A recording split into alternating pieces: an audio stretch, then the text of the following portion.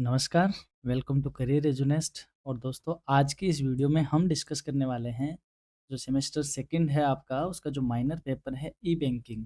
ई banking की पूरे इस वीडियो में हम वन शॉट क्लास करने वाले हैं, जिसमें हम चारों यूनिट को एक साथ ही डिस्कस करेंगे। ये वन शॉट क्लास हमारी एज यूजुअल हिंदी और इंग्लिश मीडियम में रहेगी। कुछ बच्चों का कहना था कि जो सेपरेट क्लास है सर, वो सिर्फ आपकी इंग्लिश मीडियम में है, तो हमने उसको देखते हुए आपके लिए ये क्लास वन शॉट क्लास आपके लिए दोनों मीडियम में रखी है। और यदि आप इसके डिटेल क्वेश्चन को सॉल्यूशन देखना चाहते हो तो हमने ऑलरेडी अपलोड कर रखा है, आप वो देख लीजिए।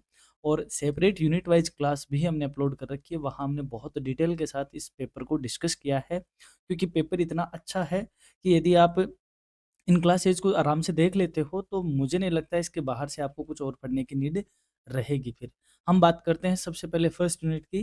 तो पहला यूनिट, क्योंकि पूरा बैंकिंग है अपना, और बैंकिंग भी कौन सा है, ई बैंकिंग, तो हम पूरे इस पेपर में ऑनलाइन इंटरनेट बैंकिंग के रिगार्डिंग ही डिस्कस करते हैं।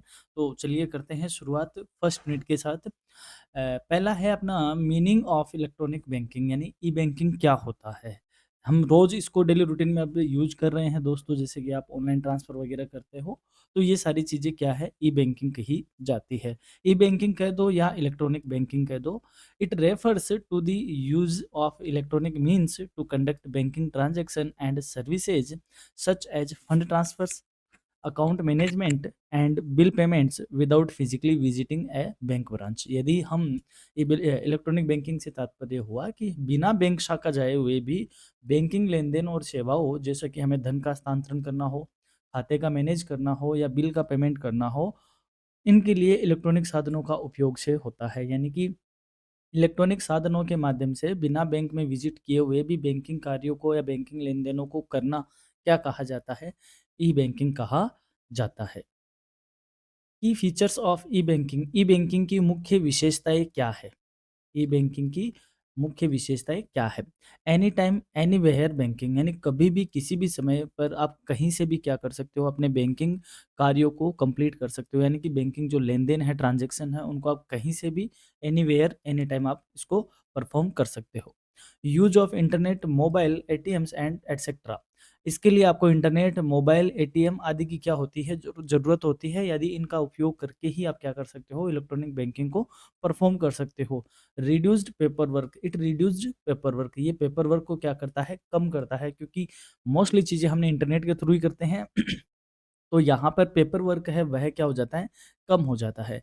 क्विक एंड एफिशिएंट ट्रांजैक्शन, अब ये तेज भी है और एफिशिएंट भी है, यानी कि स्पीड से आपका काम होता है। या बैंक में आप जाते हो तो आप लाइन वगैरह में लगते हो, फिर वहाँ फिजिकली काम होता है, उसका मूवमेंट होता है, तो उसमें टाइम लगता है। और जो ई बैंकिंग है वो फास्ट है और एफिशिएंट है, साथ ही में एक्यूरेट भी है। सिक्योर एंड एनक्रिप्टेड ट्रांजैक्शन, आपके ट्रांजैक्शन सुरक्षित है और साथ ही में एनक्रिप्टेड है, यानी कि पूरी तरीके से वह सुरक्षित है। 2 लेयर 3 लेयर पे उसकी सुरक्षा होती है, तो आप इजीली उनको इस बात के लिए श्योर रहते हो कि हमारा ट्रांजैक्शन सिक्योर है। और फिर लास्ट है कॉस्ट इफेक्टिव बैंकिंग, ये बैंकिंग की जो कॉस्ट है उसको ये क्या करता है, कम करता है, क्योंकि बैंकों में बहुत ज़्यादा जो पर्सोनेल है वह दूसरे काम कर पाते हैं उसी टाइम पे, और आके बाकी काम सारे क्या हो जाते हैं, इलेक्ट्रॉनिक हो जाते हैं। तो ये कॉस्ट को भी क्या करता है, कम करता है। तो ई बैंकिंग की कुछ विशेषताएं थी। अब बात करते हैं types of E banking, E banking के प्रकार कौन कौन से हैं। E banking includes various types of digital banking services that shift traditional banking function to online platform। E banking में बहुत सारे प्रकार हैं जो कि डिजिटल बैंकिंग सेवाएं शामिल है, जिससे क्या कि जो पारंपरिक बैंकिंग कार्य थे उनको ऑनलाइन प्लेटफॉर्म पे क्या करता है, वो ट्रांसफर करता है, स्थानांतरित करता है। These types are design to offer greater convenience to customer, और ये जो सेवाएं हैं ग्राहकों को अधिक सुविधा प्रदान करने के लिए डिजाइन की गई है। कौन कौन सी सुविधाएं हैं, जैसे हम नाम जानते हैं, internet banking, mobile banking, ATM, automated teller machine, tele banking और debit card and credit card and smart card, यानी कि कुछ सेवाएँ यहाँ पे हमने रखी है। ये सारी सेवाएँ अलग-अलग तरीके से अलग-अलग प्लेटफ़ॉर्म पे कस्टमर को क्या करती है, सुविधाएँ प्रदान करती है, और ये सारी सुविधाएँ क्या कही जाती है, ई-बैंकिंग के प्रकार कहे जाते हैं। ई-बैंकिंग का जो सीधा-सा मीनिंग है दोस्तों वो ये जानो कि बैंक में हमें फिज़िकली नहीं जाना है, बैंक में फिज़िकली नहीं जाना है, और डिजिटल मोड में, यानी किसी भी डिवाइस के माध्यम से जब हम बैंकिंग एक्टिविटी करते हैं, बैंकिंग ट्रांज़ैक्शन परफ़ॉर्म करते हैं, उसे ई-बैंकिंग कहते हैं। और ये अलग-अलग टाइप के हो सकते हैं, यानी कि यदि आप इंटरनेट का यूज़ करते हो तो नेट बैंकिंग कही जाती है। मोबाइल का यूज़ करते हो, मोबाइल एप्लीकेशंस के थ्रू, अब आप कहोगे इंटरनेट की तो नीड रहेगी, नहीं रहेगी? डेफ़िनेटली इंटरनेट की हर मामले में नीड रहेगी, लेकिन इंटरनेट का नेट बैंकिंग का मतलब होता है कि वेबसाइट पे जाके, बैंक की वेबसाइट पे जाके लॉगिन आईडी से और पासवर्ड से आप बैंकिंग एक्टिविटी करते हो, उसको इंटरनेट बैंकिंग कहते हैं। मोबाइल बैंक में आप एप्लीकेशन के माध्यम से करते हो, एटीएम पे आप जाके काम करते हो, टेली बैंकिंग यानी आप कॉल करके काम करते हो, डेबिट और स्मार्ट कार्ड वगैरह में आपके पास एक कार्ड होता है, उसको पॉज़ करके, स्वाइप करके वहाँ से आप परफ़ॉर्म करते हो। तो ये कुछ टाइप्स है ई-बैंकिंग के। अब हम इन सबको डिटेल में डिस्कस करने वाले हैं। पहला है internet banking. Internet banking allows customer to perform banking activities online through the bank's official website. Internet banking ग्राहकों को बैंक की आधिकारिक जो वेबसाइट है उसके माध्यम से ऑनलाइन बैंकिंग सेवाएं प्राप्त प्राप्त करने की सुविधाएं देती है। यानी जो भी आपका एसबीआई बैंक है तो एसबीआई बैंक पे आप गए, उसकी साइट पे गए और वहां से आपने क्या किया, लॉगिन किया एज ए पर्सनल बैंकिंग। तो ये क्या है, net banking. It gives you access to services like fund transfers, bill payments, balance checks, and more, all from the comfort of your home और ऑफिस। इसमें आपको फंड ट्रांसफर करने की, bill भुगतान करने की, बैलेंस चेक करने की और अन्य सेवाएं शामिल होती है। अन्य सेवाएं आपको प्रदान की जाती है जो आप घर से या ऑफिस से आराम से जहां से भी आप करना चाहो, उस सर्विस को आप वहां से रिडीम कर सकते हो इंटरनेट बैंकिंग के में। और इसकी क्या मुख्य विशेषताएं हैं? Easy access to all banking services, सभी बैंकिंग सेवाओं तक आसान पहुंच होती है। कैन बी एक्सेस्ड 24/7, ये चौबीसों घंटे सातों दिन आपके लिए अवेलेबल रहती है। रिक्वायर्ड्स इंटरनेट कनेक्शन, इसके लिए इंटरनेट कनेक्शन की आपको रिक्वायरमेंट रहती है। ये इसकी क्या है, विशेषताएं हैं। अब बात करते हैं मोबाइल बैंकिंग की। Mobile banking allows customer to perform banking transaction using mobile apps और एसएमएस। मोबाइल बैंकिंग ग्राहकों को मोबाइल ऐप्स या एसएमएस के माध्यम से बैंकिंग ट्रांजैक्शन करने की क्या देता है, सुविधा देता है। जैसे मान लो आप एसबीआई के यूजर हो तो आपने योनो ऐप डाउनलोड कर रखा है, तो जो योनो ऐप के थ्रू आप जब बैंकिंग परफॉर्म करोगे तो इसको क्या कही जाएगी, मोबाइल बैंकिंग। वहीं आप यदि एसबीआई की वेबसाइट के माध्यम से करोगे तो उसको कहा जाएगा नेट बैंकिंग या इंटरनेट बैंकिंग। आई होप आप इन दोनों में अंतर समझ पा रहे हो। It is more accessible and convenient for people on the go. ये चलते फिरते लोगों के लिए अधिक सुविधाजनक और सुलभ होता है। यानी कि मोबाइल बैंकिंग नेट बैंकिंग से भी ज़्यादा सुलभ है, क्योंकि इसमें पर्टिकुलर ऐप के माध्यम से होता है, तो सारी चीज़ें कस्टमाइज मोड में आपको मिल जाती है। अब इसकी कुछ फीचर्स यानी विशेषताएं की बात कर लेते हैं। एक्सेसिबल ऑन स्मार्टफोन्स, यानी स्मार्टफोन पे ही ज़्यादा उपलब्ध है, क्योंकि जो आपका कीपैड का मोबाइल होता है या जो छोटे मोबाइल होते हैं जिनमें इस तरीके के सॉफ्टवेयर या वर्जन नहीं होते, उनमें इनको एक्सेस नहीं किया जा सकता। Second, real time fund transfer, ये वास्तविक समय पे यानी on the spot fund transfer करने की सुविधाएँ देती है। साथ ही में बिल पेमेंट्स आदि का ये क्या करता है, इसमें कई तरीके के फीचर्स ऐसे होते हैं जिससे आप बिल पेमेंट्स वगैरह कर पाते हो। इसके अलावा भी आप कई ऐप ऐसे भी होते हैं जहाँ से आप वेरियस टिकट्स वगैरह भी आप बुक कर पाते हो, या फिर आप स्टॉक मार्केटिंग कर पाते हो। तो जितना आप यूज़ करते हो उतना आप इसमें लिख सकते हो, जिस तरीके से आप इसको देखते हो। अगला है एटीएम। एटीएम का पूरा नाम ज़रूर ध्यान रखना बच्चों, ऑटोमेटेड टेलर मशीन। ये इम्पोर्टेंट है, आपकी जो ए पार्ट है उसमें आपको फुल फॉर्म पूछी जाएगी। छोटी-छोटी जो रोज़मर्रा की चीज़ें हैं, लाइक यूपीआई क्या है, आरजीएस क्या है, नेफ्ट क्या है, एटीएम क्या है, इनकी फुल फॉर्म आपसे पूछी जाएगी। An ATM allows customers to access their bank accounts for transaction like withdrawing cash, checking balance, transferring funds और प्रिंटिंग मिनी स्टेटमेंट्स।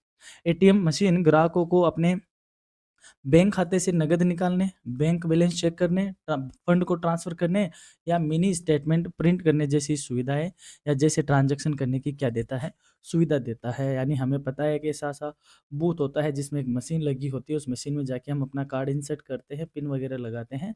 तो एक होती है विथड्रॉ देने की, हम वहाँ से विथड्रॉ भी ले सकते हैं, मिनी स्टेटमेंट जनरेट कर सकते हैं, पैसा ट्रांसफ़र कर सकते हैं।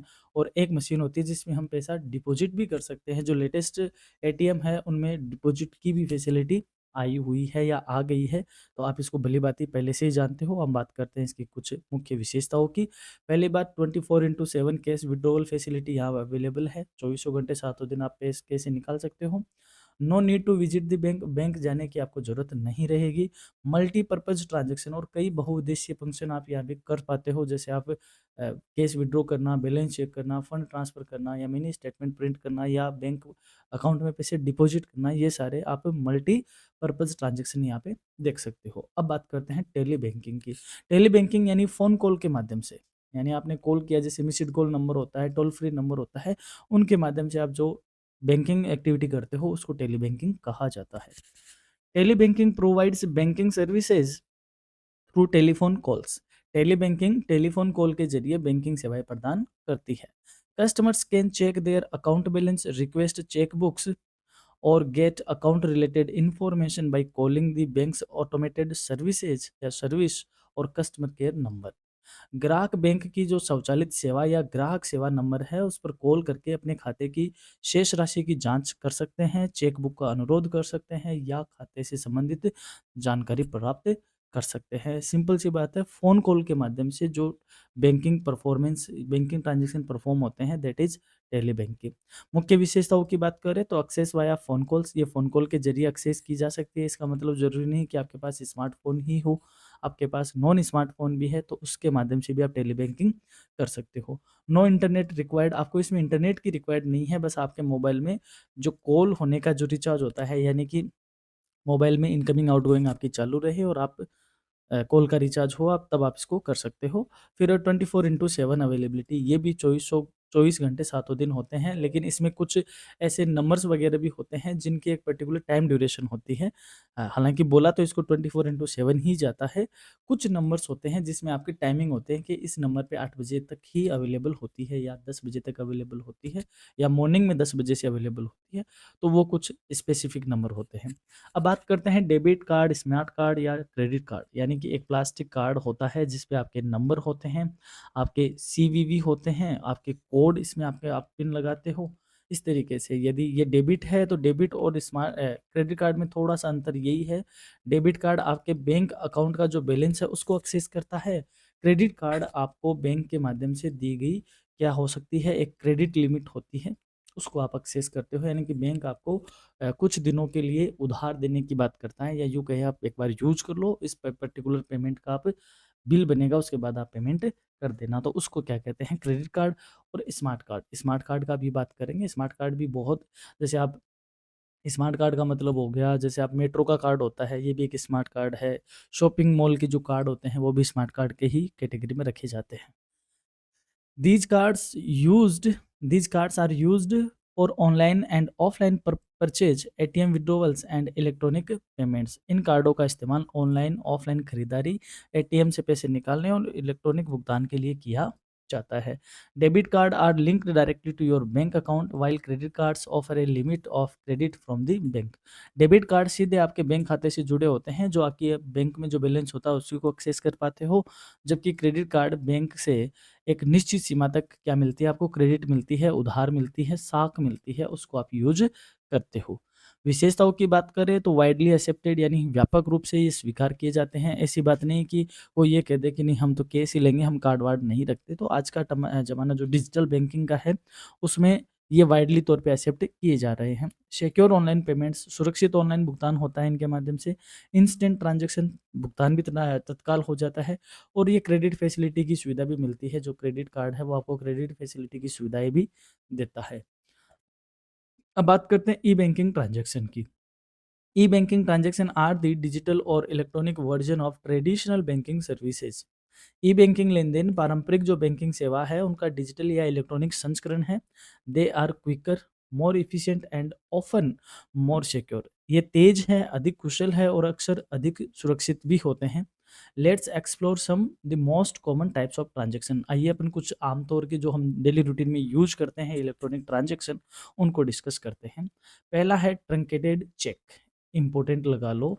जो जिन भी बच्चों के ये पेपर है उनको ट्रंकेटेड चेक का पार्ट ए में डेफिनेशन पूछी जा सकती है, पार्ट बी में इस पे डिटेल में पूछा जा सकता है और पार्ट सी में पूरा क्वेश्चन पूछा जा सकता है कि what do you mean by cheque, what are the या what is the crossing of cheque and explain the truncated cheque, या write note on the following, ऐसे करके भी पूछा जा सकता है।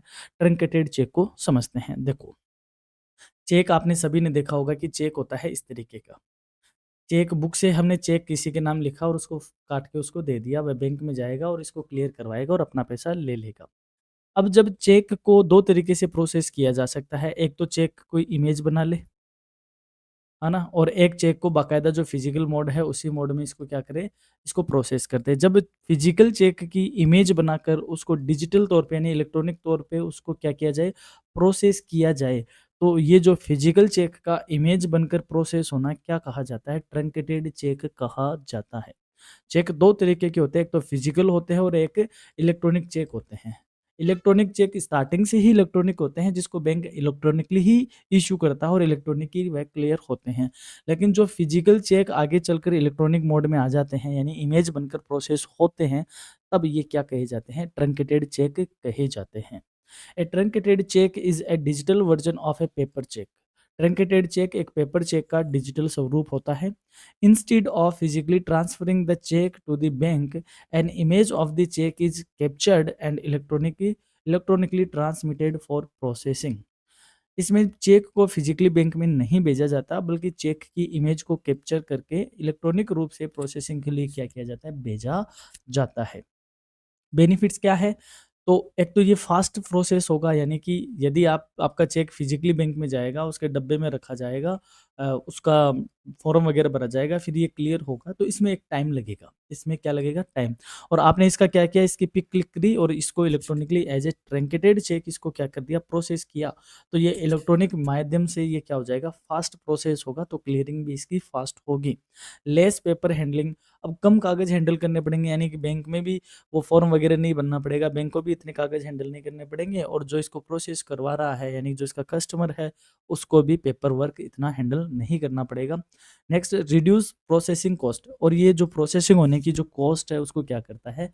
रिड्यूस करता है, क्योंकि पेपर वर्क कम होगा तो डेफ़िनेटली बात है हमारी लागतें भी क्या होगी? कम होगी। अगला है इलेक्ट्रॉनिक चेक। अब इलेक्ट्रॉनिक चेक क्या होता है? वो शुरुआत से ही इलेक्ट्रॉनिक मोड में होता है। शुरुआत से ही बैंक इसको क्या करता है? इलेक्ट्रॉनिक मोड में ही इश्यू करता है और ये डिजिटली ही प्रोसेस होते हैं। An electronic check is a digital version of a traditional check created, signed and sent electronically from one bank to another. Electronic cheque पारंपरिक चेक का क्या है? डिजिटल रूप होता है, जिसे एक बैंक से दूसरे बैंक में इलेक्ट्रॉनिक रूप से ही उत्पन्न किया जाता है, यानी बनाया जाता है, साइन किया जाता है और इसको भेजा भी इलेक्ट्रॉनिक मोड में ही जाता है। It works similarly to a paper check but without the need for physical movement of documents. ये पेपर चेक की तरह ही काम करता है, यानी जो फिजिकल चेक है उसी की तरह ही काम करता है, लेकिन दस्तावेजों के फिजिकल मूवमेंट की इसमें कोई आवश्यकता नहीं होती, ये टोटली इलेक्ट्रॉनिक होता है। इलेक्ट्रॉनिक चेक के बेनिफिट्स या प्रोसेस की बात करते हैं। Customer generate the e cheque, customer अपना ई चेक खुद जनरेट कर सकता है। साइंस इट डिजिटली, उस पर डिजिटल हस्ताक्षर कर सकता है। Sends to the bank electronically, bank को वह इलेक्ट्रॉनिक मोड में ही सेंड करता है और bank verifies the process, bank उसको वेरीफाई करके आगे उसको प्रोसेस में डालता है। बेनिफिट क्या है? Fast and reduce payment, secure payments, तेज है और ये पेमेंट को सिक्योर करता है। रिड्यूस्ड रिस्क ऑफ फ्रॉड, अब इससे धोखाधड़ी की जोखिम क्या हो जाती है? कम हो जाती है, क्योंकि इलेक्ट्रॉनिक में पूरा का पूरा जो कस्टमर हो है और बैंक है, उन दोनों का उसका पे कंट्रोल होता है, तो किसी को इधर-उधर देना नहीं पड़ता, इलेक्ट्रॉनिकली वह क्या किया जाता है? प्रोसेस किया जाता है। एनवायरमेंटली फ्रेंडली, ये पर्यावरण के अनुकूल है, क्योंकि हमने कागज़ को क्या नहीं किया? यूज़ नहीं किया। कागज़ को यूज़ नहीं किया तो हमने पर्यावरण को कोई नुकसान नहीं पहुँचाया, कोई पेड़-पौधे इसके लिए नहीं काटे, तो ये इको फ्रेंडली भी है। तो ये इलेक्ट्रॉनिक चेक है। आपसे चेक का डेफ़िनिटली बड़ा क्वेश्चन डेफ़िनिटली आपसे पूछा जाएगा। अब बात करें difference between truncated cheque and electronic cheque, ये स्टार मार्क वाला क्वेश्चन है, आपको बड़ा क्वेश्चन यहाँ से देखने को मिलेगा। यानी पूरा क्वेश्चन आपको ये पूछा जा सकता है, what do you mean bye truncated check? What are the difference between truncated and electronic check? Definition की बात करें तो ट्रंकेटेड चेक क्या होता है? फिजिकल चेक होता है that scanned and converted into the electronic image for processing. Truncated क्या होता है? जो फिजिकल चेक होता है उसकी इमेज क्लिक करके उसको डिजिटली प्रोसेस किया जाता है, जबकि electronic cheque that is created, signed and processed electronically without any physical paper, यानी जो शुरुआत से ही डिजिटल मोड में क्रिएट किए जाते हैं, साइन किए जाते हैं और प्रोसेस किए जाते हैं। फॉर्म की बात करें तो इस जो ट्रंकेटेड चेक है वो स्टार्ट तो फिजिकल मैनर में होता है, बट आगे चल के वो डिजिटल बनता है, जबकि इलेक्ट्रॉनिक चेक की जो पूरी प्रोसेस है वो पूरी की पूरी क्या है? इलेक्ट्रॉनिक है।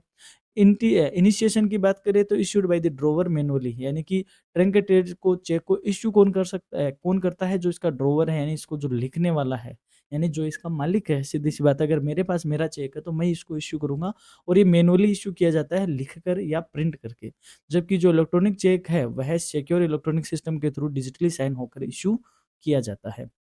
प्रोसेस की बात करें तो इसका फिजिकल मूवमेंट रुक जाएगा, ट्रंकेटेड चेक का फिजिकल मूवमेंट रुक जाएगा जब इसको डिजिटली हम क्या करेंगे, इसको प्रोसेस करेंगे। यानी कि आपका फिजिकल चेक जैसे डिजिटल मोड में आता है तो फिजिकल चेक उसके लिए फिर क्या हो जाता है, कैंसिल हो जाता है, अब उसका डिजिटली ही ट्रीटमेंट होगा।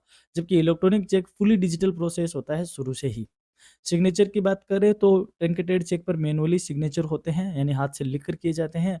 डिजिटल सिग्नेचर क्रिप्टोग्राफिक मेथड को यूज करता है जो डिजिटल मोड में शाइन करता है। पर्पज की बात करें तो truncated cheque to reduce the time and cost of physical moving cheques. Truncated cheque जो फिजिकल मूवमेंट हो रहा था उस चेक का, उससे जो टाइम लग रहा था और जो कॉस्ट लग रही थी उसको रिड्यूस करने के लिए किया जाता है। जबकि electronic cheque to provide a completely paperless and secure cheque system, जो शुरू से ही कंप्लीटली पेपरलेस चेक और सिक्योर सिस्टम को प्रोवाइड करवाता है। लीगल वैलिडिटी की बात करें तो governed under the cheque truncation system, यानी जो सीटीएस सिस्टम है इंडिया का, जिसको चेक ट्रंकेशन सिस्टम, इस फुल फॉर्म को याद रखिएगा, इससे ये गवर्न होता है। जबकि जो इलेक्ट्रॉनिक चेक है वो नेगोशिएबल इंस्ट्रूमेंट जो अमेंडेड हुआ था 1881 वाला, उसके अंदर ये क्या होता है, कवर होता है, या उसके अंदर ये गवर्न होता है। इसका हिंदी मीडियम यहाँ पे है, आप चाहो तो हिंदी वाला भी इसका स्क्रीनशॉट लेके पढ़ सकते हो। अब बात करते हैं ई बैंकिंग के मॉडल, जो कंप्लीट सेंट्रलाइज सॉल्यूशन कहा जाता है, यानी पूर्णतया केंद्रित समाधान जिसको बोलते हैं। इसके मॉडल क्या है? A complete centralised e banking solution refers to a unified system where all banking operations are managed through a centralised server and database. एक पूर्ण केंद्रीकृत ई बैंकिंग समाधान एक एकीकृत प्रणाली को संदर्भित करता है, यानी बताता है, जहां सभी बैंकिंग कार्य केंद्रीकृत सर्वर और डेटाबेस के माध्यम से काम होते हैं, मैनेज किए जाते हैं। यानी कि एक सेंट्रलाइज सर्वर होगा और बाकी जितनी भी चीज़ें हैं वो इससे जुड़ी होगी। तो इसको हम कौन-सा से बोलते हैं, इसको सीसीएस बोलते हैं, सेंट्रलाइज्ड ई बैंकिंग सॉल्यूशन जिसको कहा जाता है, centralised solution. Customers can access and manage their accounts from any branch और डिजिटल प्लेटफॉर्म सीमलेसली। ग्राहक किसी भी शाखा का शाखा या डिजिटल प्लेटफॉर्म से अपने खातों को सहजता से क्या कर सकता है, उस तक पहुंच सकता है और उसका मैनेज कर सकता है। यानी कि आपका अकाउंट एसबीआई बैंक में है तो ऐसी बात नहीं कि आपको आपकी उसी अकाउंट में, सॉरी उसी ब्रांच में आपको विजिट करके काम करना पड़ेगा। आपका अकाउंट एसबीआई की सिक्योर ब्रांच में है और आप अभी मुंबई हो, तो आप एसबीआई की मुंबई ब्रांच से भी आप काम कर सकते हो। यदि आप वहाँ पे एसबीआई बैंक नहीं है जहाँ पे आप हो, तो किसी अदर बैंक की ब्रांच में जाकर भी आप अपने अकाउंट को क्या कर सकते हो, मैनेज कर सकते हो या वहाँ तक आप पहुँच सकते हो। इसके अलावा यदि आप ई-बैंकिंग की बात करते हो, तो आप दुनिया के किसी भी कोने में बैठे हो, वहाँ से भी आप अपना काम कर पाते हो। इसको बोलते हैं सेंट्रलाइज़्ड सॉल्यूशन। इसके क्या फीचर्स हैं, विशेषताएँ क्या है सेंट्रलाइज़्ड ई-बैंकिंग सिस्टम के? 24/7 account access through internet and mobile banking. Internet और मोबाइल बैंकिंग के माध्यम से चौबीसों घंटे सातों दिन आप इस अपने अकाउंट को मेंटेन कर पाते हो। Centralised secure database for records and transaction. Record और लेन-देन के लिए जो केंद्रीकृत सुरक्षित डेटाबेस है, आपको उसको काम में लिया जाता है, या यूँ कहें सेंट्रलाइज्ड होता है सारा का सारा काम। Real time transaction processing across all branches. सभी शाखाओं पर रियल टाइम लेन-देन को ये क्या किया जाता है, प्रोसेस किया जाता है। जैसे मान लो आप यूपीआई करते हो आजकल, फ़ोनपे पे आप तुरंत ट्रांसफ़र कर देते हो स्कैन करके, तो कितनी जल्दी रियल टाइम पे अगले के अकाउंट में भी जा रहा है, आपके अकाउंट से भी निकल रहा है, और ऑन द स्पॉट ही हर एक बैंक अकाउंट की ब्रांच में उस चीज़ का अपडेट हो जाता है। Multi channel banking via ATM, mobile, internet, SMS and branches. ATM, mobile, internet, SMS आदि के माध्यम से मल्टी चैनल बैंकिंग को ये मोटिवेट करता है। Integrated with core banking system CBS for uniform services. समान सेवाओं के लिए कोर बैंकिंग सर्विस के साथ क्या करता है, एकीकृत करता है। आगे है strong security with encryption and two factor authentication, firewalls and audits. Encryption, two FA, firewall और ऑडिट के साथ ये मजबूत सुरक्षा आपको देता है। Centralised monitoring with real time oversight and reporting. Real time निगरानी है और रिपोर्टिंग के साथ ये केंद्रित निगरानी के अंतर्गत रहता है, यानी कि इस पे सेंट्रलाइज्ड मॉनिटरिंग आपके अकाउंट पे की जाती है। Faster fund transfer through NEFT, RTGS and IMPS. इन तीनों के माध्यम से ही जो आपके फंड ट्रांसफ़र के जो ट्रांज़ैक्शन है, वह फ़ास्ट और क्विक होते हैं। आगे हम इनको जानेंगे कि ये क्या होता है। Automated services like auto debit, standing instruction and e mandates. Auto debit, स्थायी निर्देश और ई-मैंडेट जैसी स्वचालित सेवाएँ हैं, यानी कि आपने देखा होगा कि जैसे आपका एलआईसी का पेमेंट है, तो आपने उसको क्या कर दिया, ई-मैंडेट करवा रखा है, तो जैसे उसकी डेट आती है, वह ऑटोमेटिक ही आपके अकाउंट से पैसे डिडक्ट हो जाते हैं। या आपने कोई बिल पेमेंट को ऑटो पे पे कर रखा है, तो ये सारी सर्विसेज़ क्या होती है, ऑटोमेटिक सर्विस कही जाती है। Personalised banking using customer data analysis, ग्राहक डेटा विश्लेषण का उपयोग करके व्यक्तिगत बैंकिंग देता है, यानी कि जो जिस तरीके के ग्राहक, यानी आजकल ये एआई से ऑपरेट होने लग गए हैं, तो जो सॉरी जो कस्टमर है, वो जिस तरीके का उस चीज़ को उसकी नीड होती है, उसकी जिस तरीके की ट्रांज़ैक्शन है, उसी तरीके की सुविधाएँ बैंक उसको प्रोवाइड करवाता है। इसको बोलते हैं personalised banking. Cost efficient and easily scalable system, लागत कुशल और आसानी से इसको अपन मेज़र आउट कर सकते हैं, माप सकते हैं। Disaster recovery and real time backup for data safety, data सुरक्षा है और आपदा रिकवरी, यानी कि यदि कोई लॉस हो जाता है, तो उसकी भी रिकवरी ये ऑन द स्पॉट हो जाती है, या रियल टाइम पे उसको भी क्या किया जाता है, रिकवर किया जाता है। ये सेंट्रलाइज्ड सॉल्यूशन के क्या है, बेनिफिट है। अब हम बात करते हैं यूनिट सेकंड की। यूनिट सेकंड की यदि आप कंप्लीट क्लास देखना चाहते हो, तो एज यूजुअल अपने प्लेलिस्ट में अपलोड है, वहाँ से देख सकते हो। बात करते हैं सबसे पहले ऑनलाइन बैंकिंग, मीनिंग क्या है और उसकी कॉन्सेप्ट क्या है। Online banking refers to the process by which customers conduct financial transactions through the internet using a bank's secure website or mobile application. Online banking उस प्रक्रिया को कहते हैं जिसमें ग्राहक बैंक की सुरक्षित वेबसाइट या मोबाइल एप्लीकेशन के माध्यम से इंटरनेट के जरिए वित्तीय लेनदेन या बैंकिंग लेनदेन करते हैं। यानी ऑनलाइन बैंकिंग ये होती है, और इसके दो टाइप हो गए, एक तो हो गया नेट बैंकिंग और एक हो गई आपकी मोबाइल बैंकिंग। ठीक है? तो नेट बैंकिंग आपको जो बैंक है उसकी वेबसाइट से करते हो, वहीं मोबाइल बैंकिंग है, आप बैंक के एप्लीकेशन के माध्यम से करते हो। इन दोनों को बोला क्या जाता है? ऑनलाइन बैंकिंग कहा जाता है। Online banking refers to the use of internet and digital platforms by bank to offer banking services to customers. Online banking का अर्थ है कि बैंक इंटरनेट और डिजिटल प्लेटफॉर्म का यूज़ करते हुए ग्राहकों को बैंकिंग सेवाएँ प्रदान करते हैं। It allows customer to perform banking activities such as fund transfer, bill payment, account balance check and more any time and anywhere using computers और स्मार्टफोन्स। ये ग्राहकों को कंप्यूटर और स्मार्टफोन का उपयोग करके किसी भी समय और कहीं से भी बैंकिंग गतिविधियां करने की अनुमति देता है, जैसे कि फंड ट्रांसफर करना, बिल का पेमेंट करना, या खाते में जो आपका बैलेंस है उसकी जाँच करना, या कोई भी और जो ऑनलाइन ट्रांज़ैक्शंस होते हैं वो सारे करने की ये क्या देता है, सुविधा देता है ऑनलाइन बैंकिंग के माध्यम से। बात करें electronic delivery method, sorry channels, यानी डिलीवरी चैनल्स कहाँ से हैं, यानी बैंक अपनी सेवाएँ किन-किन चैनलों के माध्यम से देते हैं, उसको इलेक्ट्रॉनिक डिलीवरी चैनल्स कहते हैं। Electronic delivery channels are digital platforms used by banks to offer services without branch visit। Electronic delivery channel digital platform होते हैं जिनका उपयोग बैंक शाखा में जाए बिना सेवाएं प्रदान करने के लिए करते हैं, यानी कि बैंक बिना ग्राहकों को अपने पास अपने ब्रांच में विजिट करवाए हुए किस माध्यम से अपनी सेवाएं प्रोवाइड करवाते हैं, उन माध्यमों को हम क्या कहते हैं, इलेक्ट्रॉनिक डिलीवरी चैनल कहते हैं। They reduce workload, improve customer satisfaction, ensure faster and accurate transaction, and provide security, user friendly and 24/7 accessible banking. इनसे क्या होता है, वर्कलोड कम होता है, जो बैंकों में काम करते हैं वह दूसरे काम में लग जाते हैं, उनका ये वाला काम कम हो जाता है। ग्राहक संतुष्टि में सुधार होता है, यानी आपको इधर उधर लाइनों में लगे बिना भी काम आपका हो जाता है। ये तेज है यानी फास्टर है, और सटीक है यानी एक्यूरेट है, शुद्ध है। साथ ही में शुद्धता सुनिश्चित करते हैं, और ये सुरक्षित है, उपयोगकर्ता यानी यूज़र के ये अनुकूल है, और साथ ही में 24 घंटे सातों दिन अवेलेबल होते हैं। तो ये इनके कुछ फीचर्स है। बात करें example of electronic delivery channel, यानी बैंक अपना जो सुविधाएँ हैं, अपनी जो फैसिलिटीज़ है वो इलेक्ट्रॉनिक माध्यमों से कौन-कौन से चैनलों से देते हैं। जैसे एक हो गया इंटरनेट बैंकिंग, जिसमें बैंक आपको क्या देता है, एक लॉगिन आईडी और पासवर्ड देता है, जिसको आप बैंक की वेबसाइट से आप एक्सेस कर पाते हो। मोबाइल बैंकिंग, आप बैंक के ऐप्स के थ्रू आप इस पे काम करते हो। एटीएम बाहर बूथ पे लगी होती मशीन है, उससे पॉस टर्मिनल्स यानी कि आप कभी दुकानों पे जाते हो, वहाँ पे आपने अपना जो कार्ड है उस मशीन में इंसर्ट करवा के यहाँ से पिन डाल के फिर एक्सेस करते हो, इसको पॉस कहते हैं। कियोस्क यानी कि आप ई मित्र वगैरह पर जाते हो तो ऑनलाइन कियोस्क के माध्यम से, और फ़ोन बैंकिंग यानी कि इसको टेली बैंकिंग भी कहते हैं, आप फ़ोन कॉल के माध्यम से ये सारी चीज़ें एक्सेस करते हो। तो ये कुछ एग्जाम्पल है इलेक्ट्रॉनिक डिलीवरी चैनल्स के। अब क्वेश्चन आता है नीड फॉर कंप्यूटराइजेशन, यानी बैंक में कंप्यूटरीकरण की क्यों आवश्यकता है।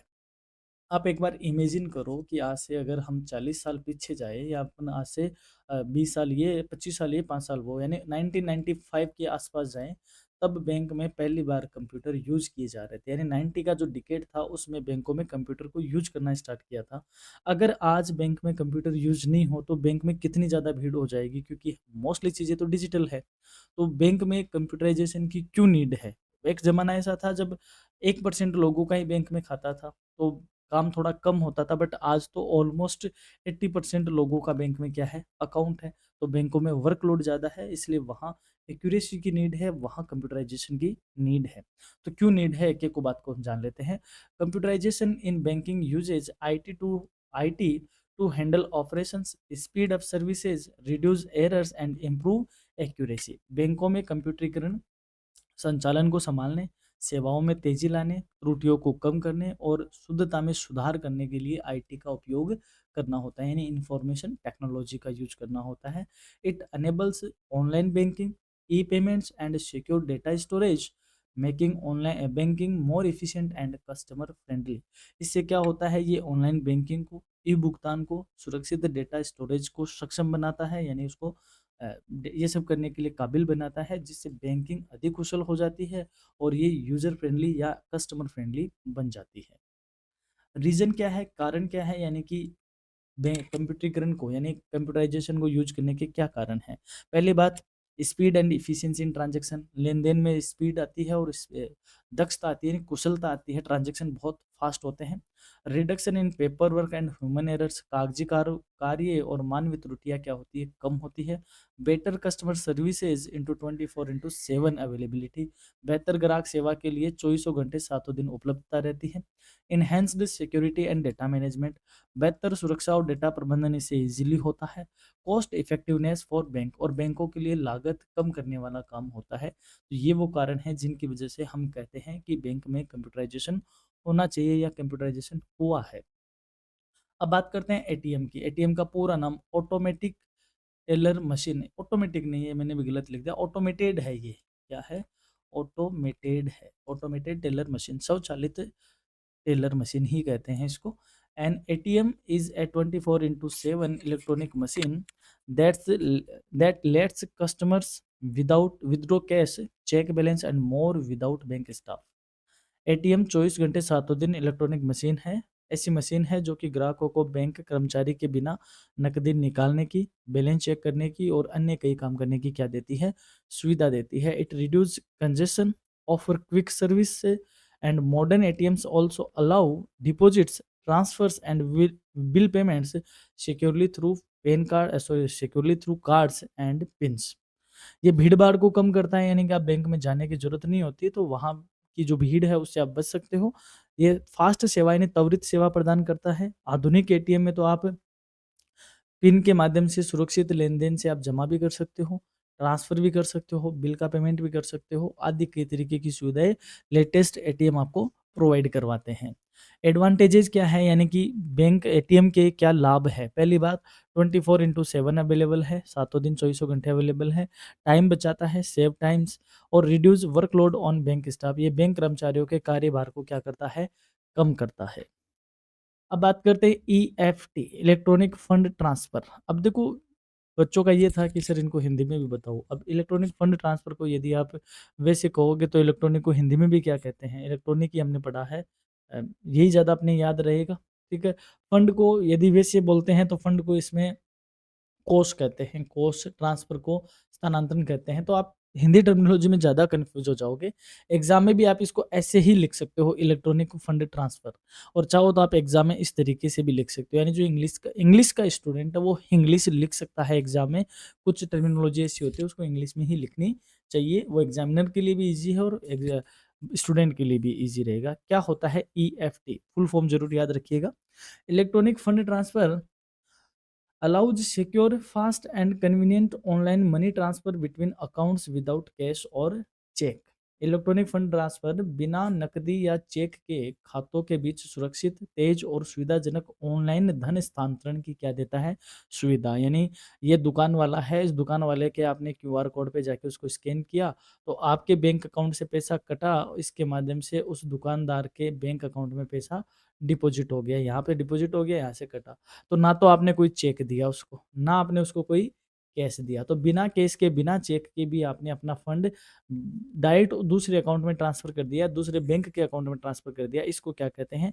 ईएफटी कहते हैं।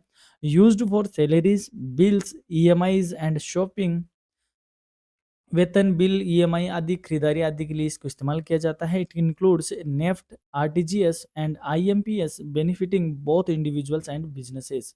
इसमें ज़्यादातर नेफ्ट को, आरटीजीएस को, आईएमपीएस को शामिल किया जाता है, जिससे व्यक्तियों को, यानी कि अगर मैं व्यक्ति की बात करूँ तो मुझे भी फ़ायदा होता है, या मेरे लिए भी ये होती है, और साथ ही में अगर मैं बिज़नेस की बात करूँ तो उसको भी इससे बहुत ज़्यादा बेनिफिट मिलता है। स्पेशली आरटीजीएस, नेफ्ट, ये तो बिज़नेस के लिए ही होते हैं।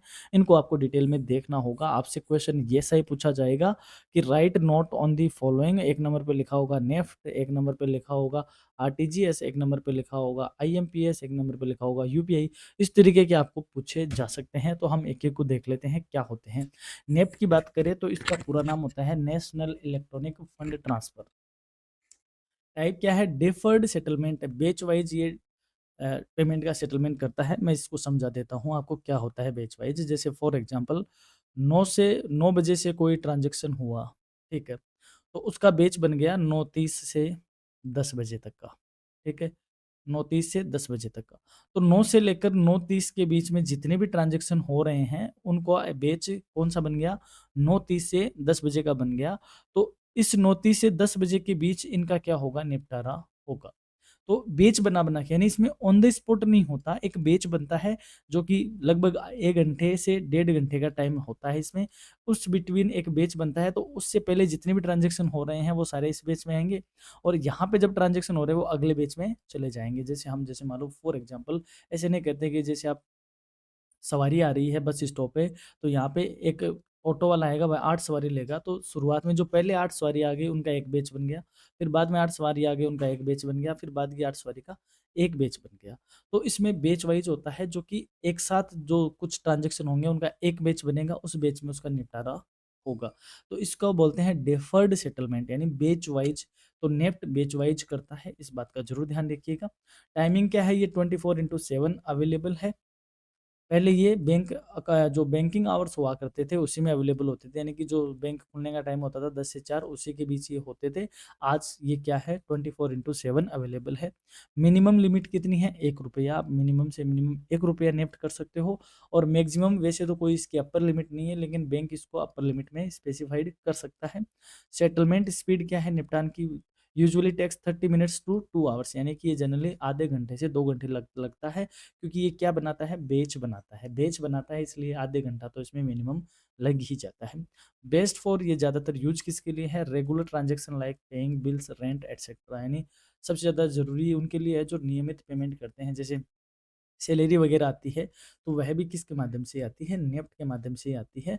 उसमें बैच बनते हैं, बाकायदा बेनिफिशियरी ऐड होते हैं, तो वो एक अच्छी प्रोसेस है, उससे ट्रांज़ैक्शन सिक्योर होते हैं, क्योंकि इसमें बड़ी अमाउंट भेजी जाती है। आरटीजीएस की बात करते हैं, real time gross settlement, full form ज़रूर याद रखिएगा। टाइप क्या है? Real time and gross settlement, इसका पूरा नाम है। प्रोसेस इंस्टेंटली एंड इंडिविजुअली, ये तुरंत और व्यक्तिगत रूप से संसाधित होते हैं ना, जैसे आपने इधर से इनिशिएट किया, इसका तुरंत निपटारा हो जाएगा, कोई बैच नहीं बनेगा। अवेलेबिलिटी 24/7 अवेलेबल है।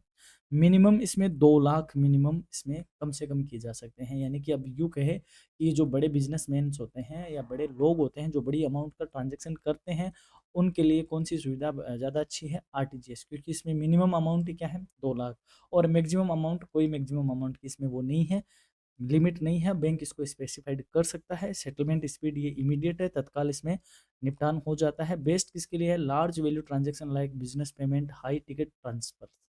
बड़े मूल्य के लेन-देन जो 2 लाख से भी बड़े हैं तो डेफिनिटली बड़े ही होंगे, और उच्च टिकट का स्थानांतरण करना है, यानी कि बड़ी-बड़ी, मोटी-मोटी अमाउंट को यदि ट्रांसफ़र करना है तो आरटीजीएस उनके लिए बेस्ट चीज़ है। अब बात करते हैं आईएमपीएस, इमीडिएट पेमेंट सर्विस। अभी देखो हमने कहा नेफ्ट है, तो नेफ्ट क्या बनाएगा? बैच बनाएगा, तो उसमें 30 मिनट 2 घंटे लग जाएँगे। आरटीजीएस मिनिमम 2 लाख रुपए चाहिए। तो अब कोई जल्दी भी चाहे और छोटा ट्रांज़ैक्शन भी करना चाहे, यानी कि अब हम बात करें अपनी कि हमें ऑन द स्पॉट चाहिए भई पेमेंट, या ऑन द स्पॉट ट्रांसफ़र करना चाहते हैं। आरटीजीएस ऑन द स्पॉट देती है और नेफ्ट 30 मिनट लगाती है, यानी आधा घंटा लगाती है। तो हम कहाँ जाएँ? हम आएँगे फिर आईएमपीएस में। आईएमपीएस एक तरीके से आरटीजीएस का स्मॉल वर्ज़न है, जो कि छोटी अमाउंट को क्या करती है? ट्रांसफ़र करती है रियल टाइम पे। तो इसका पूरा नाम इमीडिएट पेमेंट सर्विस है। टाइप क्या है? ये रियल टाइम और इंस्टेंट है, वास्तविक समय और तत्काल करती है। टाइमिंग वही 24/7 है। पहले बैंक छुट्टियों में अवेलेबल नहीं होते थे, आजकल उसमें भी है। मिनिमम ₹1 कर सकते हो, और मैक्सिमम इसमें 5 लाख रुपए तक का, और इसपे बैंक इसको और ज़्यादा डिफाइन भी कर सकती है, यानी कम ज़्यादा भी करती है। यूजुअली ये 5 लाख मैक्सिमम होता है। सेटलमेंट स्पीड इंस्टेंट होता है, तत्काल। बेस्ट किसके लिए? Urgent and small to medium value transaction mobile banking, यानी कि जो छोटे-छोटे अमाउंट के ट्रांजैक्शन है उनके लिए आईएमपीएस एक अच्छी सर्विस है। तो हम ये कह सकते हैं आरटीजीएस का ये छोटा रूप होता है आईएमपीएस। वहीं जो आरटीजीएस है वो बड़ी अमाउंट है, 2 लाख का होता है। तो मैं आपके लिए यहाँ पे नट सेल में बता देता हूँ। ये टेबल आपके लिए बहुत ज़्यादा इंपॉर्टेंट है, चाहो तो इसका स्क्रीनशॉट ले लो, और हाँ, इसकी पीडीएफ हम वेबसाइट पे अपलोड कर देंगे। इस वन शॉट की पीडीएफ अपलोड कर देंगे ताकि आपके लिए वहाँ से सुविधा अच्छी हो जाए। पहली बात करें, टाइमिंग सभी 24/7 है, सारी की सारी सर्विस। सेटलमेंट की बात करें, नेफ्ट बैच वाइज है, बाकी दोनों रियल टाइम पे है। मिनिमम अगर लिमिट की बात करूँ तो नेफ्ट ₹1 पे है, आरटीजीएस 2 लाख पे है, और आईएमपीएस 1 लाख पे है। मैक्सिमम नेफ्ट की और आरटीजीएस की कोई फिक्स नहीं है, आईएमपीएस की 5 लाख फिक्स है। स्पीड की बात करें तो नेफ्ट बैच बनाता है, 30 मिनट कम से कम लेता है, और बाकी दोनों इंस्टेंट है। बेस्ट जो नेफ्ट है रूटीन ट्रांसफर लाइक सैलरीज वगैरह उनमें है। आरटीजीएस हाई वैल्यू ट्रांसफर है, और आईएमपीएस अर्जेंट और स्मॉल मीडियम ट्रांसफर के लिए ये फ़ायदेमंद रहता है। आई होप आप इसको समझ पा रहे हो। अब बात करते हैं इलेक्ट्रॉनिक फंड ट्रांसफर के उपयोग की। कि कहाँ यूज़ होता है भाई? सैलरी पेमेंट में, बिल भुगतान में, बिज़नेस ट्रांज़ैक्शन में, और ऑनलाइन शॉपिंग पेमेंट में। क्योंकि मुझे ज़्यादा बताने की नीड नहीं है, आप सारे बच्चे आजकल बिना यूपीआई के काम नहीं करते हैं, हमारे पास कैश कम हो गए हैं, हम बैंक के थ्रू ज़्यादा हम ट्रांज़ैक्शन कर रहे हैं, तो हम किन-किन चीज़ों में यूज़ करते हैं ईएफटी को, आप पहली बात इससे परिचित हो। अब बात करते हैं कंप्यूटराइज़ेशन इन क्लीयरिंग हाउस। क्लीयरिंग हाउसिंग में कंप्यूटराइज़ेशन का यूज़। क्लीयरिंग हाउसिंग में कंप्यूटराइज़ेशन का यूज़। क्लीयरिंग हाउसिंग क्या होता है? क्लीयरिंग हाउस को समझो, जैसे आपने बैंक में कुछ चेक दिया, बैंक में आपने क्या दिया? चेक दिया। वह चेक कब तक आपके अकाउंट में एज़ ए अमाउंट क्लियर हो जाएगा, तो इस प्रोसेस को क्या बोलते हैं? क्लीयरिंग। इस प्रोसेस को क्या बोलते हैं? क्लीयरिंग बोलते हैं। तो clearing houses manage interbank cheque settlements. Clearing house में अंतरबैंक चेक का निपटान होता है, यानी कि आपका अकाउंट तो है एसबीआई बैंक में, आपके पास जो चेक है वो पीएनबी बैंक का है, यानी आपके पास ए बंदे ने आपको एक चेक दिया पीएनबी बैंक का, आपका नाम है बी का अकाउंट है एसबीआई में, तो आप पीएनबी का चेक कहाँ लेके जा रहे हो? एसबीआई में। तो जो इंटर बैंक का जो चेक आया है एसबीआई के पास, तो वह इसको क्या करेगा? इसको क्लियर भी करेगा, तो थोड़ा-सा टाइम भी लगेगा। तो इस प्रोसेस का नाम क्या है? क्लियरिंग प्रोसेस कहा जाता है। With computerisation process become faster, accurate and secure through technologies like MICR, CTS, reducing delays and fraud and improving efficiency and customer trust. अब क्या है कि पहले इसमें टाइम लगता था, 1 से 2 दिन इसमें लगते थे या 2 से 3 दिन लगते थे। बट आज कंप्यूटर को यूज़ करने से, एमआईसीआर जैसी टेक्नोलॉजी यूज़ करने से, सीटीएस जैसी टेक्नोलॉजी यूज़ करने से ये प्रोसेस फ़ास्ट हो गई है, शुद्ध हो गई है और सुरक्षित हो गई है, जिससे देरी भी नहीं होती और धोखाधड़ी भी कम हो गई है। इससे कुशलता बढ़ी है और ग्राहक का विश्वास में भी सुधार हुआ है। अब आपका पीएनबी का चेक भी जल्दी ही विदिन 1 डे में ही हो जाता है। बहुत सी बात करें तो 2 से 1 से डेढ़ घंटे में आपका चेक का क्या हो जाता है, निपटारा हो जाता है। तो किस वजह से हुआ ये? कंप्यूटराइज़ेशन की वजह से हुआ। तो क्लीयरिंग हाउस में कंप्यूटराइज़ेशन की बहुत महत्वपूर्णता है। हम इन चीज़ों को एक-एक यहाँ पे डिस्कस करने वाले हैं। क्लीयरिंग हाउसिंग से हाउस में एक कंप्यूटरीकरण के लाभ क्या है? यानी क्या इसके बेनिफिट हुए? पहली बात, फास्ट चेक क्लीयरेंस, चेक का जो समाशोधन है वह तेज़ हुआ है। रिड्यूस फ्रॉड, धोखाधड़ी में कमी हुई है। बेटर रिकॉर्ड कीपिंग, बेहतर रिकॉर्ड का रख-रखाव हुआ है। इंटर बैंक कोऑर्डिनेशन, और जो अलग-अलग बैंक है उनके भी आपस में उनमें क्या हुआ है, तालमेल और समन्वय उसमें बैठा है, सामंजस्य उनमें हुआ है। अब यहाँ से बात करें आपके लिए करियर रेज़ोनेस्ट टिप्स की, क्योंकि आपने 2 यूनिट अब तक देख ली है। 2 यूनिट से बनने वाले इम्पोर्टेंट फुल फॉर्म्स को हम देखेंगे। तो एटीएम, इसका नाम होता है automated teller machine. UPI, unified payment interface. Swift, society for world wide interbank financial telecommunication. अब इसका मतलब होता है कि यदि आपको वर्ल्ड वाइड भी ट्रांसफ़र करना हो तो आप स्विफ्ट को यूज़ करते हो। ईसीएस का होता है electronic clearing service. MICR, magnetic ink character recognization, important है, अगली यूनिट में आ रहा है। RTGS, real time growth settlement. IMPS, immediate payment service. NEFT, national electronic fund transfer. CBS, core banking solution. IFSC, Indian financial system code. इन full forms को आप जरूर याद रखिए। पार्ट ए में आपको कुछ ना कुछ फुल फॉर्म जैसे रिलेटेड क्वेश्चन डेफिनेटली डेफिनेटली मिलने वाले हैं। चलिए अब बात करते हैं यूनिट थर्ड की। यूनिट थर्ड की अगर डिटेल क्लास देखना चाहते हो तो लिंक एज यूजुअल डिस्क्रिप्शन में है, प्लेलिस्ट में हमने अपलोड कर रखी है। अब बात करते हैं थर्ड यूनिट की। Tele banking, banking on home computers, यानी टेली बैंकिंग, घरेलू कंप्यूटर पे बैंकिंग करना, यानी सीधी सी बात है ऑनलाइन बैंकिंग करना। ये वही बातें हैं थर्ड यूनिट में जो वापस रिपीट होके ही आएगी ऑलमोस्ट, बस इसको नाम हमने टेली बैंकिंग, ऑनलाइन बैंकिंग दे दिया है। Telebanking is a facility that allows customer to contact banking transaction remotely using telecommunications devices, specially telephones और कंप्यूटर्स। टेलीबैंकिंग एक ऐसी सुविधा है जो ग्राहकों को दूर संचार उपकरणों, विशेष रूप से टेलीफोन या कंप्यूटर का यूज करके दूर से ही बैंकिंग लेन देन करने की क्या देती है, अनुमति देती है। Banking on home computers means accessing banking services using a personal computer connected to the internet। घरेलू कंप्यूटर पे बैंकिंग का अर्थ हुआ कि इंटरनेट से जुड़े पर्सनल कंप्यूटर का यूज करते हुए बैंकिंग सेवाओं तक पहुंच पाना या बैंकिंग सेवाओं को यूज करना, जिसको बोलते हैं बैंकिंग ऑन होम। तो आपके लिए एक थोड़ा सा ट्रिकी क्वेश्चन यदि बनता है तो ये भी बन सकता है कि बैंकिंग ऑन होम से आप क्या समझते हो ना, what do you mean bye banking on home. तो इसमें आपको घबराने की जरूरत नहीं है। बैंकिंग ऑन होम का मतलब भी यही होता है, ऑनलाइन बैंकिंग। यानी आप ये मत कह देना कि हमारे घर पे बैंक अकाउंट, वो ब्रांच खुलवा जी हमने किराए पे दिया, उसको बैंकिंग ऑन होम कहते हैं। बैंकिंग ऑन होम का मतलब है घर के कंप्यूटर से आप बैंकिंग सर्विस को यूज़ कर पा रहे हो। बात करते हैं की फीचर्स की। पहली बात, 24/7 अवेलेबल रहेगी। No need to visit bank physically, bank में शारीरिक रूप से जाने की आवश्यकता नहीं है। Can be used for balance enquiry के लिए यूज की जा सकती है, फंड ट्रांसफर के लिए यूज की जा सकती है, बिल पेमेंट के लिए यूज की जा सकती है, चेक बुक के लिए रिक्वेस्ट करना हो उसके लिए यूज की जा सकती है, और मिनी स्टेटमेंट यदि आपको देखना हो तो उसके लिए भी ये सुविधा यूज की जा सकती है। लाभ क्या है? टाइम बचाता है। Convenient for people with busy schedule, आपका जो बिजी शेड्यूल है, जो व्यस्त लोग रहते हैं उनके लिए सुविधाजनक है। यानी कि आपको जरूरी नहीं कि बैंकिंग आवर में जाना पड़े, लंच ब्रेक का आपको वेट करना पड़े। आप ये 24/7 है, तो जब आपका फ्री शेड्यूल आता है उसी टाइम आप यूज कर पाते हो। रिड्यूस्ड प्रेशर और बैंक ब्रांचेज, जो बैंक शाखाओं पर दबाव है, भीड़ भाड़ है, वह उसको ये कम करता है, तो ये इसके लाभ है। अब बात करते हैं इलेक्ट्रॉनिक मनी ट्रांसफर। अभी हमने बात करी थी ईएफटी, इलेक्ट्रॉनिक फंड ट्रांसफर, अब उसी का दूसरा नाम है इलेक्ट्रॉनिक मनी ट्रांसफर। तो चीज़ें वही है, बस टर्मिनोलॉजी बदली हुई है। Electronic money transfer refers to the digital movement of money from one bank account to another using electronic system.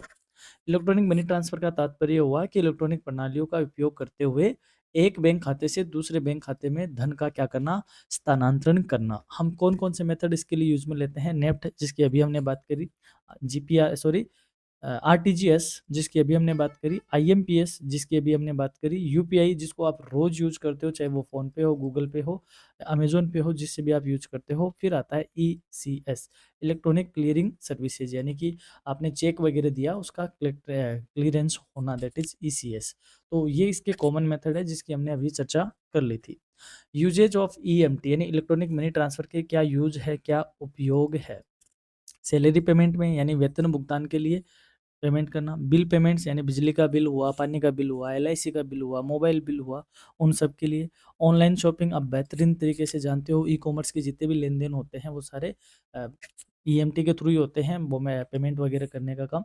Government transfer, government जो भी स्थानांतरण करती है, लाइक सब्सिडी का आना, पेंशन का देना, स्कॉलरशिप देना, ये सारे ईएमटी के थ्रू होता है। Fund transfer to family, friends और पर्सनल ट्रांज़ैक्शन यानी परिवार के दोस्तों को पैसा भेजना, यानी आपके पास नहीं आता क्या कि भाई बहुत अर्जेंट है, ₹500 भेज दे, तो वो भी ईएमटी का ही एक एग्जांपल है। ईएमआई पेमेंट्स यानी कि लोन और क्रेडिट कार्ड जैसी जो हमारी ईएमआई चल रही होती है, उनकी हमें पेमेंट करना होता है, वो भी ईएमटी के अंदर ही आता है। ये इसके उपयोग हो गए। बात करें लाभ की, तो लाभ क्या है? स्पीडी है और कन्वीनिएंट है, यानी फास्ट है और सुविधाजनक है। सिक्योर ट्रांजैक्शन को ये बताता है यानी मोटिवेट करता है। Can be done any time anywhere, कहीं भी, कभी भी, कहीं से भी इसको क्या किया जा सकता है? परफ़ॉर्म किया जा सकता है। ये है इसके लाभ। अब बात करते हैं ई-चेक की, एमआईसीआर एंड चेक्स। ये आपके लिए मैं इम्पोर्टेंट टॉपिक बता रहा हूँ। एग्ज़ाम में जो बड़े वाले क्वेश्चन हैं, यहाँ से आपको ई-चेक से रिलेटेड क्वेश्चंस डेफ़िनिटली आपको देखने को मिलेगा। ये आप इसको समझो, थोड़ा-सा 3rd यूनिट में जो ट्रिकी चीज़ है वो यही है। एन ई चेक यानी जिसको हमने क्या बोला, electronic cheque is a digital version of a traditional paper cheque. जो इलेक्ट्रॉनिक चेक है वह पारंपरिक चेक का ही एक डिजिटल संस्करण है। It can be send and processed electronically, reducing the need for physical handling. इसे इलेक्ट्रॉनिक रूप से भेजा जाता है या इसको प्रोसेस किया जा सकता है, जाता भी है, जिससे भौतिक हैंडलिंग की आवश्यकता नहीं होती या कम हो जाती है। यानी कहने का मतलब, चेक को क्या करना, डिजिटल मोड में ही रखना और डिजिटल मोड में उसको प्रोसेस करना, डिजिटल मोड में ही इश्यू करना और डिजिटल मोड में ही क्लियर हो जाना, ताकि उससे जो उसका फिजिकल हैंडलिंग है वो कम हो जाएगा और टाइम भी बचाएगा। विशेषताएँ क्या है? Same legal values as per paper cheque. जैसे कागज चेक की वैधानिक मूल्य है, उसी हिसाब से डिजिटल चेक की भी वैधानिक मूल्य है। फास्टर प्रोसेसिंग, इसकी प्रक्रिया तेज है, फिजिकल चेक की थोड़ी सी स्लो है। सिक्योर एंड ट्रैकेबल, ये सुरक्षित और आप इसको, सबसे अच्छी बात है आप इसको ट्रैक कर सकते हो कि कहाँ तक हमारा काम हो गया है। हालांकि बहुत फास्ट होता है, ट्रैक करोगे उतना टाइम ही नहीं होता। अब आता है व्हाट इज एमआईसीआर। ये आपके लिए इम्पोर्टेंट है, आपको एग्जाम में यहाँ से डेफिनेटली कुछ ना कुछ देखने को मिलेगा, ई चेक और एमआईसीआर। एमआईसीआर का पूरा नाम क्या होता है? Magnetic ink character recognization, recognization. यानी कि इसको समझो पहले, यानी कि ये जो चेक है, जैसे मान लो ये आईसीआईसी बैंक का चेक है, इस चेक, ये चेक जैसे मान लो मेरे पास है, मैंने ये आपको दिया और आपका अकाउंट किस में है? एसबीआई। तो एसबीआई वालों को कैसे पता ये चेक फर्जी है या ओरिजिनल है? तो हर चेक के नीचे एक इस तरीके की ये मैग्नेटिक इंक में कुछ कोड लिखा हुआ होता है। इस कोड का क्या नाम होता है दोस्तों? इस कोड का नाम होता है एमआईसीआर कोड। तो जब आपने याद देखा होगा, बैंक में जब आप चेक लेके जाते हो, क्लियरिंग होता है, तो वो इसको एक मशीन में डालते हैं, प्रिंटर जैसा मशीन होता है, इस मशीन में इसको डालते हैं। इस मशीन का क्या नाम है? एमआईसीआर। इस मशीन का नाम एमआईसीआर है। ये इस कोड को रिकॉग्नाइज करता है। इस कोड में ही इसकी ऑथेंटिसिटी होती है। इस कोड को ही जब ये बनाया जाता है, इस कोड में ही इसका ऑथराइजेशन होता है। इस कोड को ये डिकोड करती है ये मशीन, और इस मशीन का नाम क्या होता है? एमआईसीआर होता है। MICR यानी magnetic ink character recognition is a technology used to read checks quickly and accurately using a magnetic ink based code printed at the bottom। यानी MICR एक तकनीक है जिसका उपयोग चेक के निचले भाग पर मुद्रित चुंबकीय स्याही आधारित कोड को उपयोग करते हुए करके चेक को शीघ्रता से और शुद्धता के साथ पढ़ने के लिए किया जाता है। MICR में क्या होता है, इसमें क्या-क्या होता है MICR कोड में? जो वो कोड लिखा हुआ है चेक के नीचे, उसमें क्या-क्या लिखा होता है? इसमें बैंक कोड लिखा होता है, ब्रांच कोड की इन्फॉर्मेशन होती है और चेक का नंबर होता है। इम्पोर्टेंस क्या है एमआईसीआर का? अनेबल्स फास्टर चेक क्लीयरेंस, क्योंकि उस मशीन के ज़रिए जल्दी ही उन चेकों की डिटेल मिल जाती है, तो फास्ट उसका क्लीयरेंस होता है। रिड्यूस ह्यूमन एरर्स, अब क्योंकि आदमी अगर उसको करेगा तो मानवीय भूल होने के चांसेस रहते हैं, लेकिन मशीन में ऐसा नहीं होता, तो मानवीय भूल को कम करने में ये फ़ायदा करता है। इनहेंस सिक्योरिटी इन प्रोसेसिंग, और फर्जीवाड़े को या यूँ कहे फ्रॉडगिरी को रोकने के लिए ये ज़्यादा यूज़ होता है या इन्हेंस करता है, दैट मीन्स ये सिक्योरिटी को इन्हेंस करता है, फर्जीवाड़े को क्या करता है, कम करता है, धोखाधड़ी से बचाता है। अब बात करें चेक की। ये चेक आपको पीछा नहीं छोड़ेगा, चेक आपके लिए बहुत इंपॉर्टेंट है। अभी हमने ट्रंकेटेड चेक की और इलेक्ट्रॉनिक चेक की बात करी थी, यहाँ पे हम बात करेंगे चेक के क्रॉसिंग की। चेक एक इम्पोर्टेंट टॉपिक है आपके लिए। चेक क्या होता है पहले ये जानते हैं। A cheque is a written order issued by a bank account holder instructing the bank to pay a specific sum of money to a person और recognisation named in the cheque. Cheque एक लिखित आदेश होता है जो bank खाता धारक द्वारा जारी किया जाता है, जिसमें बैंक को निर्देश दिया जाता है कि वह एक निश्चित राशि को चेक में नामित व्यक्ति या संस्था को क्या कर दे, भुगतान कर दे। समझो इस बात को। जैसे यहाँ पे एक व्यक्ति है, उसका नाम राम है। राम के पास श्याम आया। श्याम ने राम से सामान खरीदा और सॉरी, राम ने श्याम से सामान खरीदा है। अब श्याम को पेमेंट करना है, तो राम ने क्या किया, उसको क्या दे दिया, एक चेक दे दिया। उसको चेक दे दिया, उसमें श्याम का या श्याम की दुकान का नाम लिखा हुआ है, जो भी रजिस्टर्ड चीज़ है, श्याम को दे दिया। अब राम ने एक्चुअली किया क्या है? राम के पास ये एसबीआई बैंक का मान लो चेक है, तो राम ने क्या किया है? राम ने एसबीआई को एक ऑर्डर दिया है इस चेक के माध्यम से कि इस चेक पर जिस व्यक्ति का नाम लिखा हुआ है, उस व्यक्ति को इस पे जो अमाउंट लिखा हुआ है, उतनी अमाउंट का क्या कर दो आप, पेमेंट कर दो। तो चेक क्या हुआ, एक रिटन ऑर्डर है। क्या है? रिटन ऑर्डर है, जिसमें इंस्ट्रक्शन दिया जाता है बैंक को कि आप जो सम ऑफ मनी उसमें लिखा हुआ है स्पेसिफिक, और जिस बंदे का उस पे नाम लिखा हुआ है उसको आप ये क्या कर दो, पेमेंट कर दो। इसलिए एक लिखित आदेश है, इसको नेगोशिएबल इंस्ट्रूमेंट कहा जाता है, इसको प्रक्रिया में लिखित पत्र कहते हैं। It is a negotiable instrument as per the negotiable instruments act 1881। ये प्रक्रिया में लिखित है, होता है, जिसको प्रक्रिया में लिखित अधिनियम 1881 के द्वारा क्या किया जाता है, अधिनियमित किया जाता है या परिभाषित किया जाता है। अब बात करते हैं इंपॉर्टेंट की, that is crossing of cheque. Cheque का रेखांकन। आपने कई बार देखा होगा, चेक के इधर एक कोने पे 2 लाइन लिखी जाती है या 2 लाइन क्रॉस कर दी जाती है। इसको बोलते हैं चेक का रेखांकन करना। यानी कि यदि ये 2 लाइन नहीं हो, चेक ऐसा सिंपल ही हो, ठीक है, तो सिंपली होगा, इसका मतलब क्या होगा, वह बैंक के काउंटर पे जाएगा और काउंटर पे उसे क्या मिल जाएगा, कैश मिल जाएगा। लेकिन आप ये चाहो कि इसका काउंटर पे पेमेंट नहीं हो, इसका पेमेंट किस में हो, बैंक में ही पेमेंट हो, यानी कि आपका ट्रांजैक्शन सिक्योर हो, तब आप क्या करते हो, इस पे 2 लाइन इधर क्रॉस कर देते हो। इसका मतलब होता है अब इसको काउंटर पे आप कैश नहीं करवा सकते। अब ये आपको कहाँ मिलेगा, अकाउंट में ही मिलेगा। जैसे ये अंकित है, ये अंकित के अकाउंट में ही क्लियर होगा, अंकित को काउंटर पे इसका चेक का क्लियरेंस नहीं होगा। तो चेक की सिक्योरिटी बढ़ाने के लिए इस पे जो क्रॉसिंग की जाती है लाइनों की, इसको बोलते हैं क्रॉसिंग ऑफ चेक। समझते हैं इन चीज़ों को, कितने तरह की क्रॉसिंग होती है सबको। Crossing of a cheque means drawing 2 parallel lines on the top left corner of the cheque. Cheque पर क्रॉसिंग का अर्थ हुआ कि चेक के ऊपरी बाएं कोने पर 2 समांतर रेखाएं खींचना। It is a method used to ensure that the cheque amount is not paid in the cash over the counter but only through a bank account.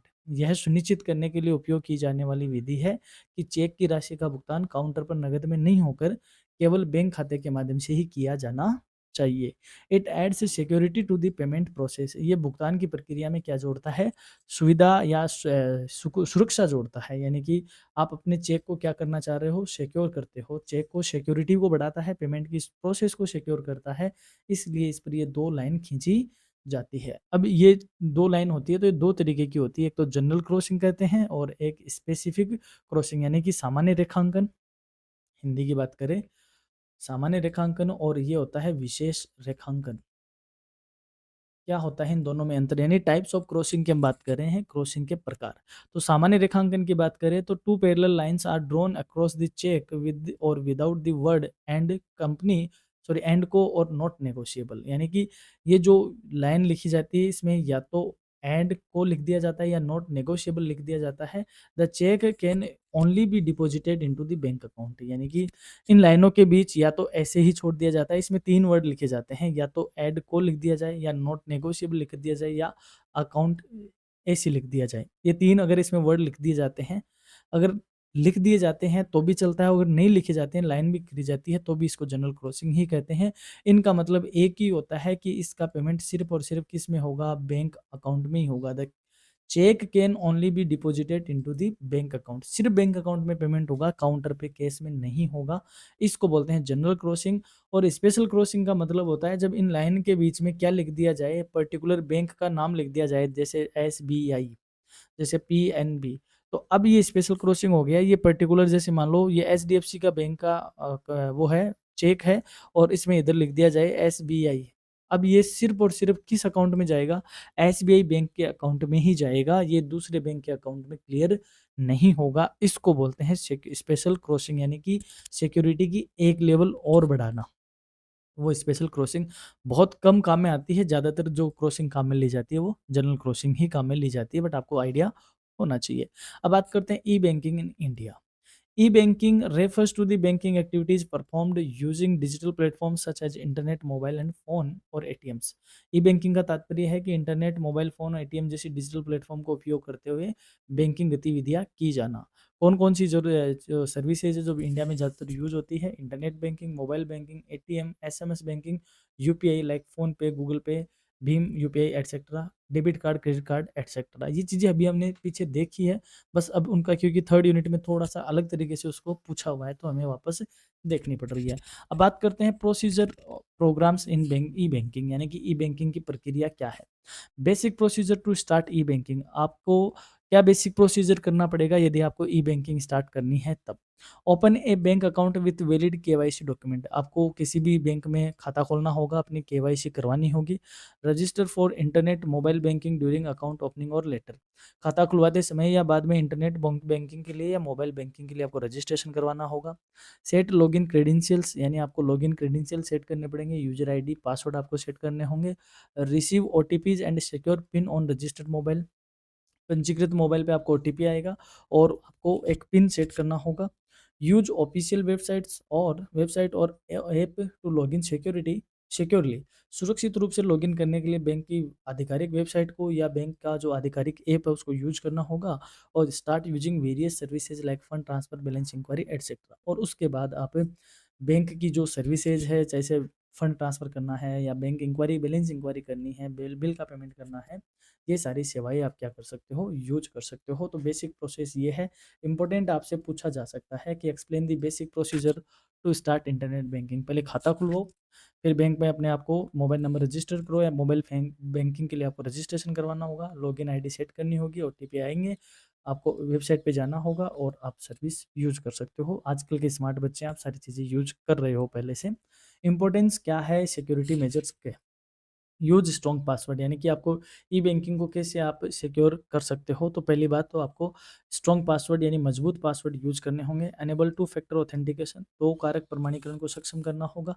Avoid using public wifi for transaction, यानी जब आप कहीं railway station पे हो या कहीं public place पे हो, तो वहाँ पर आपको उस वाईफाई के ज़रिए आपको बैंकिंग ट्रांज़ैक्शन नहीं करना चाहिए, आपको उसको अवॉइड करना चाहिए, उससे आपके साथ फ्रॉड हो सकता है। रेगुलरली अपडेट योर पासवर्ड्स, आपको नियमित रूप से अपने पासवर्ड को चेंज करते रहना चाहिए। इससे आप अपनी ई बैंकिंग को सिक्योर कर पाओगे। अब बात करते हैं components of E banking. E banking के कंपोनेंट घटक क्या है? तो पहला इंटरनेट बैंकिंग, यानी कि वही है, वेबसाइट के माध्यम से आप कर सकते हो। मोबाइल बैंकिंग यानी मोबाइल ऐप के थ्रू कर सकते हो। एटीएम यानी एटीएम पे जाके आप कैश विथड्रॉल करना, बैलेंस चेक करना एटसेट्रा कर सकते हो। इलेक्ट्रॉनिक मनी ट्रांसफ़र या पेमेंट सिस्टम जिसमें यूपीआई, नेफ्ट, आरटीजीएस, इनको आप यूज़ करते हो। डिजिटल वॉलेट्स जैसे पेटीएम का वॉलेट हो गया, फ़ोनपे का वॉलेट हो गया, अमेज़न पे का वॉलेट हो गया एटसेट्रा। कस्टमर सपोर्ट जिसमें आप चैटबॉट से बात कर सकते हो, ईमेल के थ्रू आप बात कर सकते हो या कॉल सेंटर पे आप डायरेक्ट फ़ोन बैंकिंग अधिकारी से बात कर सकते हो। ये ई बैंकिंग के क्या है? मुख्य कंपोनेंट्स हैं। अब बात करते हैं how to use online banking. आपको ऑनलाइन बैंकिंग कैसे यूज करना है? वही जो प्रोसीजर ई बैंकिंग का है वही ऑनलाइन बैंकिंग का है। सबसे पहले आपको क्या करना होगा, यानी कि आपको यूज करना है, दैट मीन्स आपका ऑलरेडी बैंक अकाउंट है और आपके पास लॉगिन आईडी वगैरह है। तो सबसे पहले आप बैंक के ऑफिशियल वेबसाइट पे जाओगे या फिर बैंक का ऑफिशियल जो ऐप है वो डाउनलोड करोगे। उसके बाद आपको लॉगिन पे क्लिक करना है। लॉगिन के बाद न्यू रजिस्ट्रेशन पे क्लिक करना है आपको।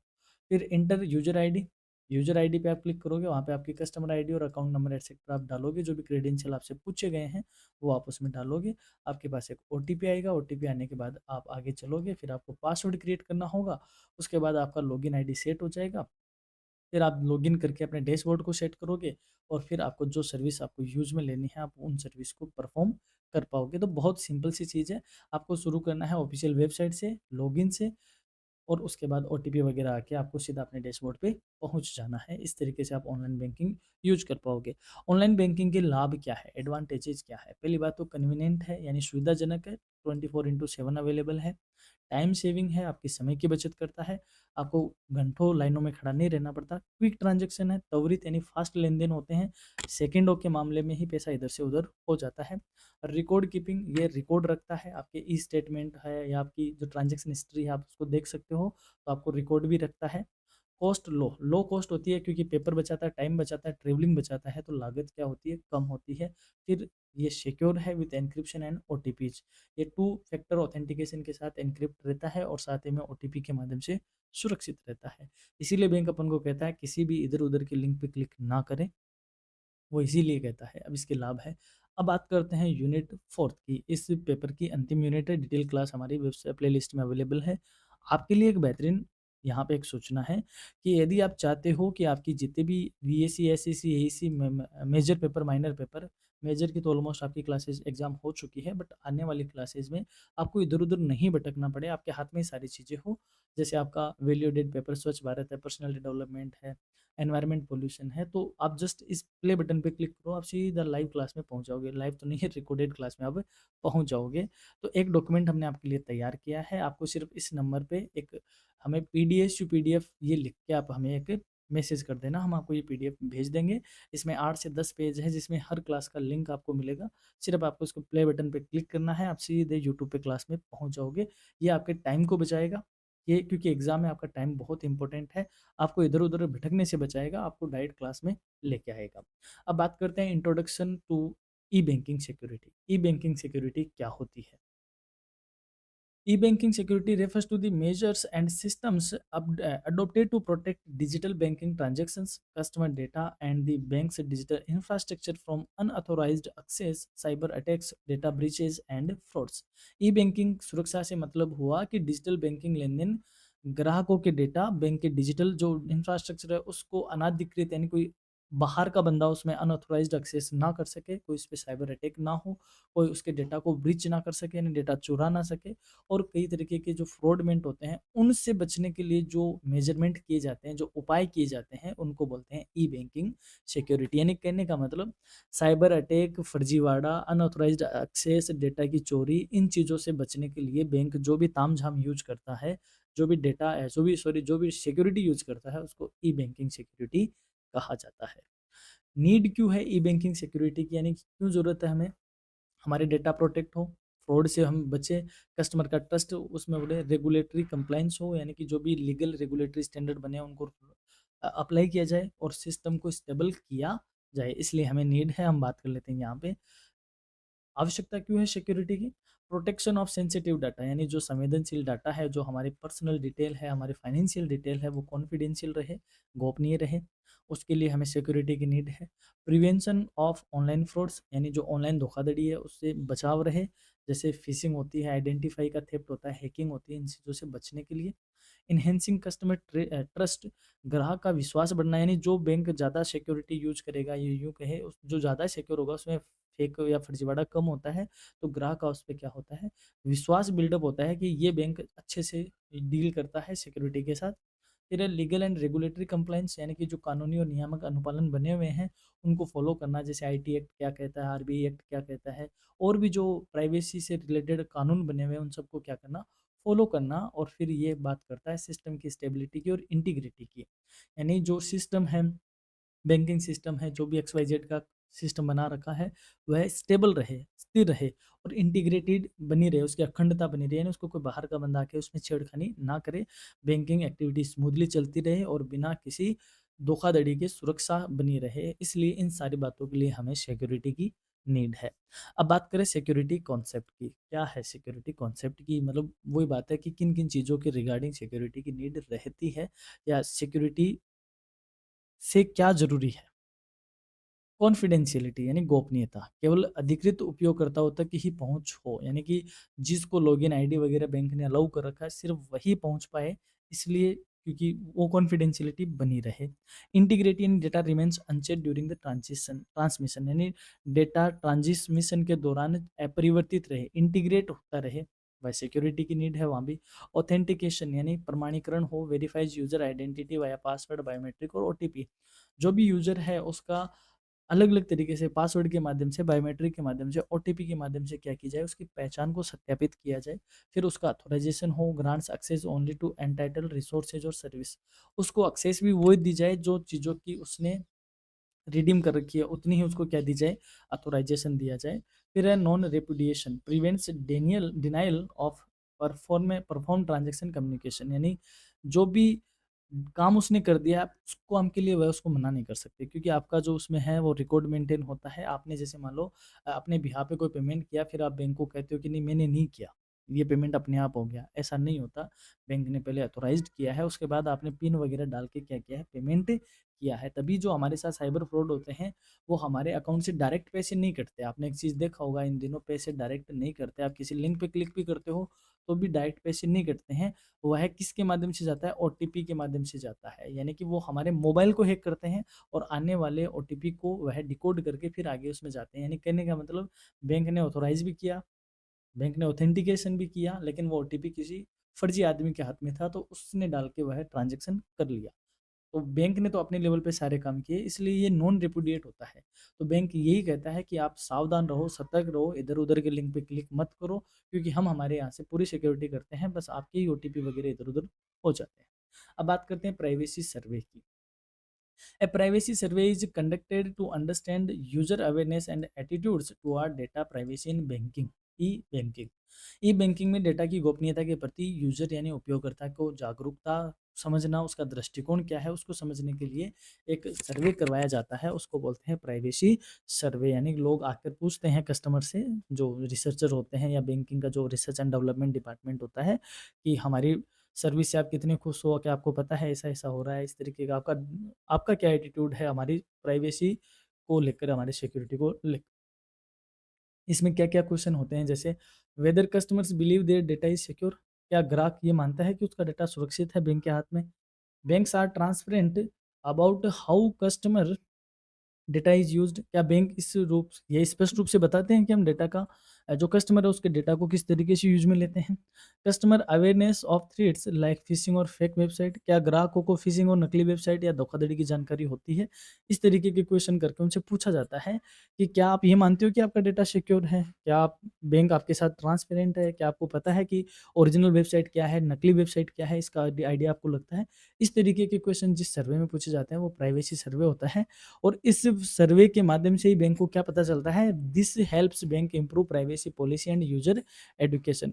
इससे बैंक को ये आइडिया लगता है कि हमारी प्राइवेसी पॉलिसी में हमें क्या अपडेट करना चाहिए और यूजर के लिए यानी कि ग्राहकों के लिए किस तरीके की बातें लेके आए ताकि वह भी अवेयर हो सके। फिर है e builder solution, digital certificate and digital signature. Digital प्रमाण पत्र और डिजिटल हस्ताक्षर, ई बिल्डर सॉल्यूशन की बात करते हैं। E builder solution are digital mechanisms और tools design to build a secure framework for online transaction, communication and identity verification. E builder समाधान डिजिटल तंत्र का उपकरण है जिन्हें ऑनलाइन लेन-देन, संचार और पहचान सत्यापन के लिए एक सुरक्षित ढांचा बनाने के लिए डिजाइन किया गया है। यानी कि ऑनलाइन इंफ्रास्ट्रक्चर बिल्ड कैसे होगा, किस तरीके से कम्युनिकेशन होगा, किस तरीके से आइडेंटिफिकेशन का वेरिफिकेशन होगा, आइडेंटिफाई का वेरिफिकेशन होगा। इन सब को, इस मैकेनिज्म को डिजाइन करने वाला जो होता है उसको बोलते हैं ई बिल्डर सॉल्यूशन।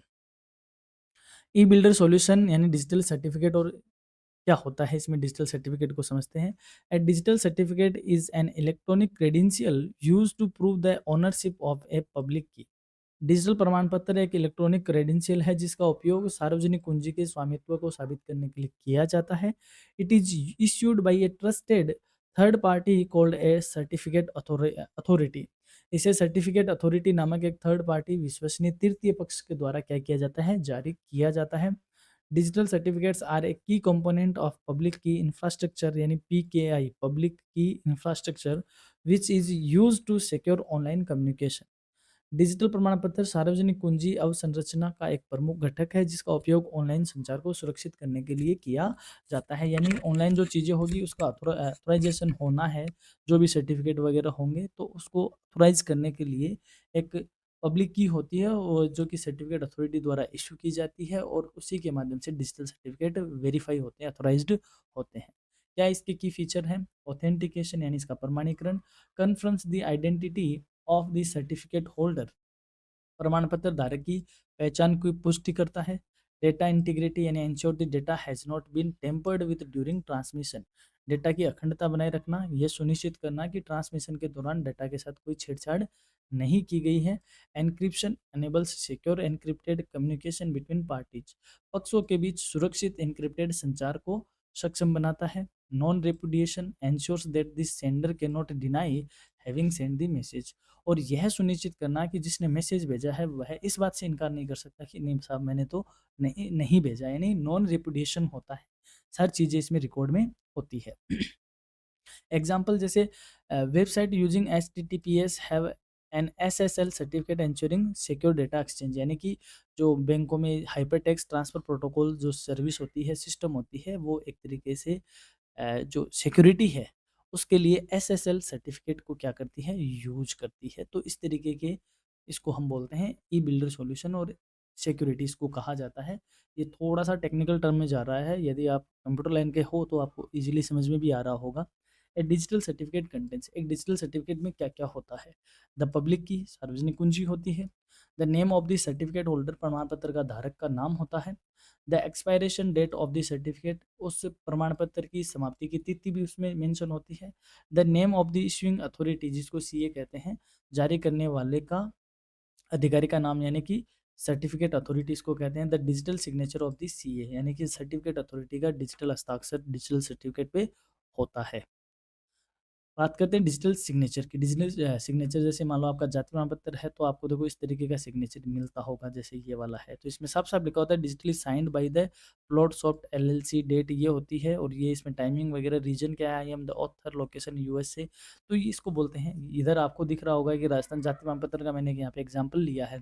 तो ये होता है digital signature. A digital signature is an electronic signature use to verify the authenticity and integrity of a message और डॉक्यूमेंट। डिजिटल हस्ताक्षर एक इलेक्ट्रॉनिक हस्ताक्षर है जिसका उपयोग किसी संदेश या दस्तावेज की प्रामाणिकता और अखंडता को सत्यापित करने के लिए किया जाता है। क्या है की features. Usage public key infrastructure, यानी कि PKI का उपयोग करता है, यानी पब्लिक की के थ्रू ये सर्टिफाइड होता है। Ensure that the message has not been altered, ये सुनिश्चित करना कि संदेश में कोई तरह का बदलाव यानी डॉक्यूमेंट में कोई तरह का बदलाव नहीं किया गया है। कन्फर्म्स द सेंडर्स आइडेंटिटी, यानी प्रेषक की पहचान को पुष्टि करना। Legal valid under the information technology act 2000 in India, Bharat में ये सूचना प्रौद्योगिकी अधिनियम 2000 के तहत कानूनी रूप से क्या है, मान्य है। Digital signature are used in online banking forms, tax filing, e tenders and legal documents.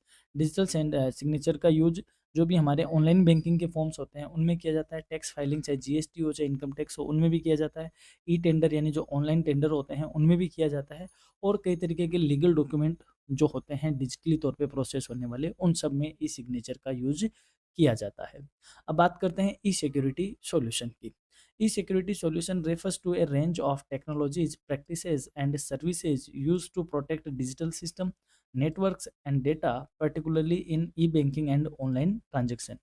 E-security solution का मतलब हुआ डिजिटल सिस्टम, नेटवर्क और डेटा की सुरक्षा के लिए इस्तेमाल की जाने वाली कई तकनीकों, प्रथाओं और सेवाओं को संदर्भित करता है, खासकर ई बैंकिंग और ऑनलाइन लेन देन को। यानी कहने का मतलब जो हमारे ई बैंकिंग सिस्टम है या जो भी हम डिजिटली परफॉर्म कर रहे हैं तो हमारा नेटवर्क सेफ रहे, हम जो प्रैक्टिसेस कर रहे हैं वो हमारी सिक्योरिटी के साथ हो, इन तरीके को इसकी जो वो क्या करते हैं इसको मेंटेन करने का जो काम होता है उसको बोलते हैं e security solution. With the rise of internet based banking, security is a crucial aspect to prevent financial loss, data theft and reputational damage. Internet आधारित बैंकिंग के उदय के साथ ही वित्तीय नुकसान होना यानी साइबर फ्रॉड होना, डेटा की चोरी होना, लोगों की इमेज को नेगेटिव करना या उनको वायरल करना वो गलत वे में, उन चीज़ों से बचाने के लिए सुरक्षा एक महत्वपूर्ण पहलू हो गया है। तो जो हमारी ऑनलाइन सेफ्टी है उसी को बोलते हैं ई सिक्योरिटी सॉल्यूशन, यानी जो इसको प्रोवाइड करवाता है उसको सॉल्यूशन प्रोवाइडर कहते हैं। उसको सॉल्यूशन प्रोवाइडर कहता है जो कि ऑनलाइन सिक्योरिटी को प्रोवाइड करवाते हैं। दीज आर स्पेशलाइज्ड कंपनीज और institutions that offer security infrastructure and services to protect electronic transaction and information systems. ये विशेषीकृत कंपनियां या संस्थाएं होती है जो इलेक्ट्रॉनिक लेन-देन और सूचना प्रणालियों की सुरक्षा के लिए सुरक्षा इंफ्रास्ट्रक्चर यानी अवसंरचना और सेवाएं प्रदान करती है। यानी कि हम ऑनलाइन तौर पे सेफ रहे, सिक्योर रहे, तो कोई तो हमें ऐसी सिक्योरिटी प्रोवाइड करवाएगा, उसी को क्या कहते हैं, सॉल्यूशन प्रोवाइडर्स। की रोल ऑफ सॉल्यूशन प्रोवाइडर्स, अब इनका रोल क्या होता है? Provide software and tools such as antivirus, firewalls, anti-malware and encryption system. Antivirus वगैरह ये सब ये प्रोवाइड करवाते हैं। Offer network security monitoring and incident response services, ये नेटवर्क सुरक्षा निगरानी को रखते हैं और घटना प्रतिक्रिया पर सेवाएं प्रदान करते हैं। Conduct security audits, vulnerability assessment and penetration testing, ये सुरक्षा ऑडिट, भेद्यता आकलन और पेट परीक्षण का संचालन करते हैं। Help banks and institution implement compliance with law like IT act, GDPR etcetera, यानी बैंकों और संस्थाओं को आईटी अधिनियम, जीडीपीआर जैसे जो कानून है उनको अनुपालन करने में क्या करते हैं, मदद करते हैं। यानी कहने का मतलब ऑनलाइन तौर पे जो हम सिक्योर रहते हैं, अब जो बैंकों को भी अपनी सिक्योरिटी रखनी होती है, अदर इंस्टीट्यूशन को भी रखनी होती है, इंडिविजुअल को भी रखनी होती है, तो हम जहाँ से ये सिक्योरिटी खरीदते हैं एक तरीके से ये कह सकते हैं, या जो हमें ये सिक्योरिटी प्रोवाइड करवाते हैं वो सॉल्यूशन प्रोवाइडर होते हैं। वो हमें कई तरीके के सॉफ्टवेयर देते हैं, हमारे नेटवर्क को मॉनिटर करते हैं और कई तरीके की सिक्योरिटी के ऑडिट वगैरह करते हैं। इस तरीके से अपनी सर्विस प्रोवाइड करवाते हैं। अब मेन सॉल्यूशन प्रोवाइडर कौन कौन है, नाम आप उसको याद रख सकते हो। जैसे क्या है, McAfee sorry, offer antivirus, threat detection and cyber threat intelligence. McAfee हो गया। सेमटेक, जो भी नाम है इसको, नॉर्टन इसका नाम है, provide end point protection and malware defence. कैशप्रेस की लिव, Quick Heal, TCS cyber security services, IBM security और सिस्को किसको सिक्योरिटी, ये कई तरीके की चीज़ें प्रोवाइड करवाता है। जैसे किसको की बात करें, फायरवॉल प्रोवाइड करवाता है, intrusion prevention system and secure access solution होता है। IBM deliver AI powered threat होता है। और अलग अलग है, कोई सॉफ्टवेयर प्रोवाइड करवा रहा है, कोई एंटीवायरस प्रोवाइड करवा रहा है, कोई क्या प्रोवाइड करवा रहा है। तो ये मोटे मोटे नाम है जो कि सॉल्यूशन प्रोवाइडर्स अवेलेबल है। These providers help institution prevent, defect detect and respond to cyber threats effectively. इनसे क्या होता है कि ये हमारी सुरक्षा करता है, डिटेक्ट करने में हेल्प करता है और उनके प्रति रेस्पॉन्ड करने में, कौन से प्रति, साइबर थ्रेट्स जो हमें ऑनलाइन फ्रॉड वगैरह होता है उसको ये बड़े ही कुशलतापूर्वक उन वायरस को, उन थ्रेट्स को डिटेक्ट करते हैं, उनके प्रति हमें प्रिवेंट रखते हैं और उनको रेस्पॉन्ड करते हैं, यानी उनको ख़त्म करने का काम करते हैं। बात करें ई लॉकिंग टेक्निक्स की। E-locking is a digital technique used to restrict access to sensitive information, documents and services through electronic methods. E-locking एक डिजिटल तकनीक है जिसका उपयोग इलेक्ट्रॉनिक तरीकों से संवेदनशील जानकारी, दस्तावेजों और सेवाओं तक पहुंच को प्रतिबंधित करने के लिए किया जाता है। It ensures that only authorised users can view और मॉडिफाई द कंटेंट। ये सुनिश्चित करता है कि केवल जो ऑथोराइज्ड यूजर है यानी उपयोग करता है वही सामग्री को देख सके और उसमें कुछ चेंज वगैरह कर सके। जैसे आपने डिजी लॉकर पे अपना डॉक्यूमेंट अपलोड कर रखा है, तो आप ही उसको क्या कर सकते हो, देख सकते हो, आप ही उसको एक्सेस कर सकते हो। तो ये ई लॉकिंग टेक्निक होती है। क्या है इसके feature? Works like digital padlock on data और सिस्टम, ये आपके डेटा या सिस्टम पर डिजिटल पेडलॉक की तरह काम करता है, यानी लॉक की तरह काम करता है। Can be implemented using passwords, biometric scans, encryption और smart cards. Password, biometric scan, encryption और स्मार्ट कार्ड का उपयोग करके इसे लागू किया जा सकता है। Prevents unauthorised access, data theft and tampering, ये अनाधिकृत पहुंच, डेटा चोरी और डेटा के साथ जो टेम्परिंग होती है, छेड़छाड़ होती है, उसको ये रोकता है, उसको ये प्रिवेंट करता है। Types of E locking techniques, क्या क्या टाइप्स की हमें ई लॉकिंग टेक्निक्स मिलती है या अवेलेबल है या प्रकार क्या है? जैसे पासवर्ड प्रोटेक्शन यानी पासवर्ड सुरक्षा, सही क्रेडेंशियल के साथ पहुंच, access only with correct credential, यानी पासवर्ड आपका जैसे कैपिटल में लिखा हुआ है कोई लेटर तो वह कैपिटल में ही अलाउ होता है, तो वो भी एक तरीके से टेक्निक ही है। एनक्रिप्शन यानी converts data into unreadable form, decryptable with valid key, यानी डेटा को एनक्रिप्ट करना ताकि वो उसको पढ़ नहीं सके और फिर वापस उसको डिक्रिप्ट करना। Biometric locking, use fingerprints, retina और फेशियल रिकॉग्नाइजेशन, बायोमेट्रिक लॉक करना, फिंगरप्रिंट और चेहरे के जो फेस लॉक होता है उससे इसको रिकॉग्नाइज करना। मल्टी फैक्टर ऑथेंटिकेशन यानी एमएफए, कई लेयर पे आपको सिक्योरिटी देना। Digital certificates, verify identity for secure website और ईमेल्स यानी डिजिटल प्रमाण पत्र के थ्रू जो आपकी वेबसाइट है, जो ईमेल है उसको सिक्योर करना, उसको बोलते हैं डिजिटल सर्टिफिकेट्स के थ्रू सिक्योरिटी करना यानी कि अपने डेटा को बचाना। फिर है टाइम बेस्ड एक्सेस कंट्रोल यानी access allowed only during specific time windows, कि जैसे कहीं-कहीं पे क्या होता है पर्टिकुलर टाइम दे दिया जाता है कि इस वर्किंग आवर में यानी कि 4 से 8 बजे के बीच में ही आप ये सब कर सकते हो, तो उसको टाइम बेस्ड एक्सेस कंट्रोल भी बोलते हैं। तो कई तरीके की ई-लॉकिंग सर्विस होती है। पासवर्ड को प्रोटेक्ट करने से, एन्क्रिप्शन से रिलेटेड, बायोमेट्रिक लॉक से रिलेटेड, फैक्टर ऑथेंटिकेशन से रिलेटेड, डिजिटल सर्टिफिकेट के थ्रू या टाइम बेस्ड एक्सेस कंट्रोल देकर इन सब से ही ई-लॉकिंग टेक्निक्स को यूज़ किया जाता है। ये कई तरीके की टेक्निक्स हमने यहाँ पे देखी। अब बात करें एप्लीकेशन यानी इसके अनुप्रयोग का क्या यूज़ है ई-लॉकिंग टेक्निक्स का।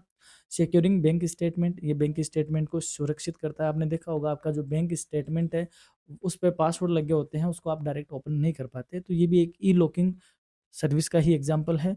लॉकिंग पर्सनल डिजिटल डॉक्यूमेंट्स, आपके व्यक्तिगत जो डिजिटल डॉक्यूमेंट है उनको लॉक करना। सिक्योरिंग ऑनलाइन बैंकिंग पोर्टल्स, जो ऑनलाइन बैंकिंग पोर्टल है उनको सुरक्षित करना। Protecting digital transaction and messages, जो डिजिटल लेन-देन है और जो मैसेज है उनको प्रोटेक्ट करना, उनको सुरक्षित करना, ये सारे ई-लॉकिंग हैं। अब बात करते हैं ई-लॉकिंग सर्विस की। These are cloud-based or software-based services that allow user to store, manage, and secure their important digital documents or credentials in an encrypted environment. ये क्लाउड बेस्ड और सॉफ्टवेयर आधारित सेवाएं हैं जो उपयोगकर्ता को अपने महत्वपूर्ण डिजिटल दस्तावेजों को, क्रेडेंशियल को एनक्रिप्ट वातावरण में क्या करता है, स्टोर करने के लिए, उनको मैनेज करने के लिए और उनको सेफली या सिक्योरिटी के साथ रखने के लिए अनुमति देता है, जैसे डिजी लॉकर में आप अपने डॉक्यूमेंट रखते हो। मेन ऑब्जेक्टिव क्या है ई-लॉकिंग सर्विस के? Provide safe and centralised storage of sensitive data, संवेदनशील डेटा को सुरक्षित और केंद्रीकृत भंडारण प्रदान करता है। Enable easy and secure access from any device, किसी भी डिवाइस से आसान और सुरक्षित आप इसमें पहुंच सकते हो, यानी कि आप अपने क्रेडेंशियल फिल करके कहीं से भी किसी भी डिवाइस से आप अपने डेटा तक पहुंच सकते हो। Reduce the risk of physical document loss और टेम्परिंग, जो आपके भौतिक दस्तावेज है उसको खोने की आपको कोई टेंशन नहीं रहेगी और उसमें कोई छेड़छाड़ होने की कोई टेंशन नहीं रहेगी। ये इसके कुछ ऑब्जेक्टिव हैं। अब बात करते हैं पॉपुलर ई लॉकिंग सर्विसेज कौन कौन सी है। जैसे हो गया डिजी लॉकर, इंडिया में a government backed service that provide secure digital storage for documents like Aadhaar, driving licence, PAN etcetera, यानी कि भारत में डिजी लॉकर एक सरकारी समर्थित सेवा है जो आपका आधार, ड्राइविंग लाइसेंस, पैन कार्ड, आपकी मार्कशीट्स आदि दस्तावेजों को क्या करता है, ऑनलाइन स्टोर करने की आपको सुविधा देता है। जी ड्राइव, जिसको गूगल ड्राइव या वन ड्राइव होता है, through primary storage services they also offer secure access and sharing control, यानी आप गूगल ड्राइव पे भी कई तरीके की चीज़ें रखते हो, फोटोज़ वगैरह रखते हो, तो वह भी ई लॉकिंग का एक क्या है, सर्विस है। इसके अलावा प्राइवेट डिजिटल वॉल्ट्स होते हैं जो बैंक आप प्रोवाइड करवाते हैं। फिर साइबर वॉल्ट सॉल्यूशन होते हैं offered by cyber security firms to businesses for secure storage to of confidential business information, यानी कि जो बड़े बड़े बिजनेसमैन हैं उनको बड़ी बड़ी जो साइबर वॉल्ट वाले सॉल्यूशंस होते हैं, यानी जो साइबर कंपनियां होती है जो इन सिक्योरिटी के फील्ड में काम करती है, वो उनको इस तरीके के वॉल्ट प्रोवाइड करवाती है ताकि उनकी जो बिजनेस के रिगार्डिंग जो जानकारियाँ वह सुरक्षित रह सके, और उसके लिए वो बहुत बड़ा पेमेंट भी उनको करते हैं, क्योंकि आज डेटा ब्रीच का ही सबसे बड़ा रोल है। तो ये थी अपनी ई बैंकिंग की वन शॉट क्लास। हमने ऑलमोस्ट सारी चीज़ों को क्लियर करने के कवर करने की कोशिश करी है, और मैं ये आपको ये कहूँगा कि डिटेल क्लास के लिए आप सेपरेट हर यूनिट को आप एक बार देख लीजिए। अगर आप हर यूनिट की क्लास देख लेते हो, वन शॉट क्लास को देख लेते हो और जो इंपॉर्टेंट क्वेश्चन हमने अपलोड कर रखे हो उसको देख लेते हो, तो ई बैंकिंग में आपको बाहर से इसके अलावा पढ़ने की ज़रूरत नहीं रहेगी। आपका ऑलमोस्ट मेरा मानना है कि 100% ना सही तो 90% पेपर तो आपका अपनी क्लास से ही कवर हो जाएगा। कोई 1-2 नंबर के क्वेश्चन इधर-उधर होते हैं तो वो एक अलग बात है और वो ऐसा होता भी है। तो यहाँ तक आपने क्लास देखी, इसके लिए आपको बहुत-बहुत धन्यवाद। और आपको अपनी इस क्लास की पीडीएफ है हमारी वेबसाइट पे आपको अवेलेबल रहेगी, जहाँ से आप डाउनलोड कर सकते हो। और हाँ, आपको अगर पीडीएफ चाहिए तो हमें एक मैसेज कर दीजिए हमारे व्हाट्सएप नंबर पे, हम आपको लिंक वाली पीडीएफ सेंड कर देंगे। हमारी तरफ से आपको एग्ज़ाम के लिए बहुत-बहुत शुभकामनाएँ। धन्यवाद।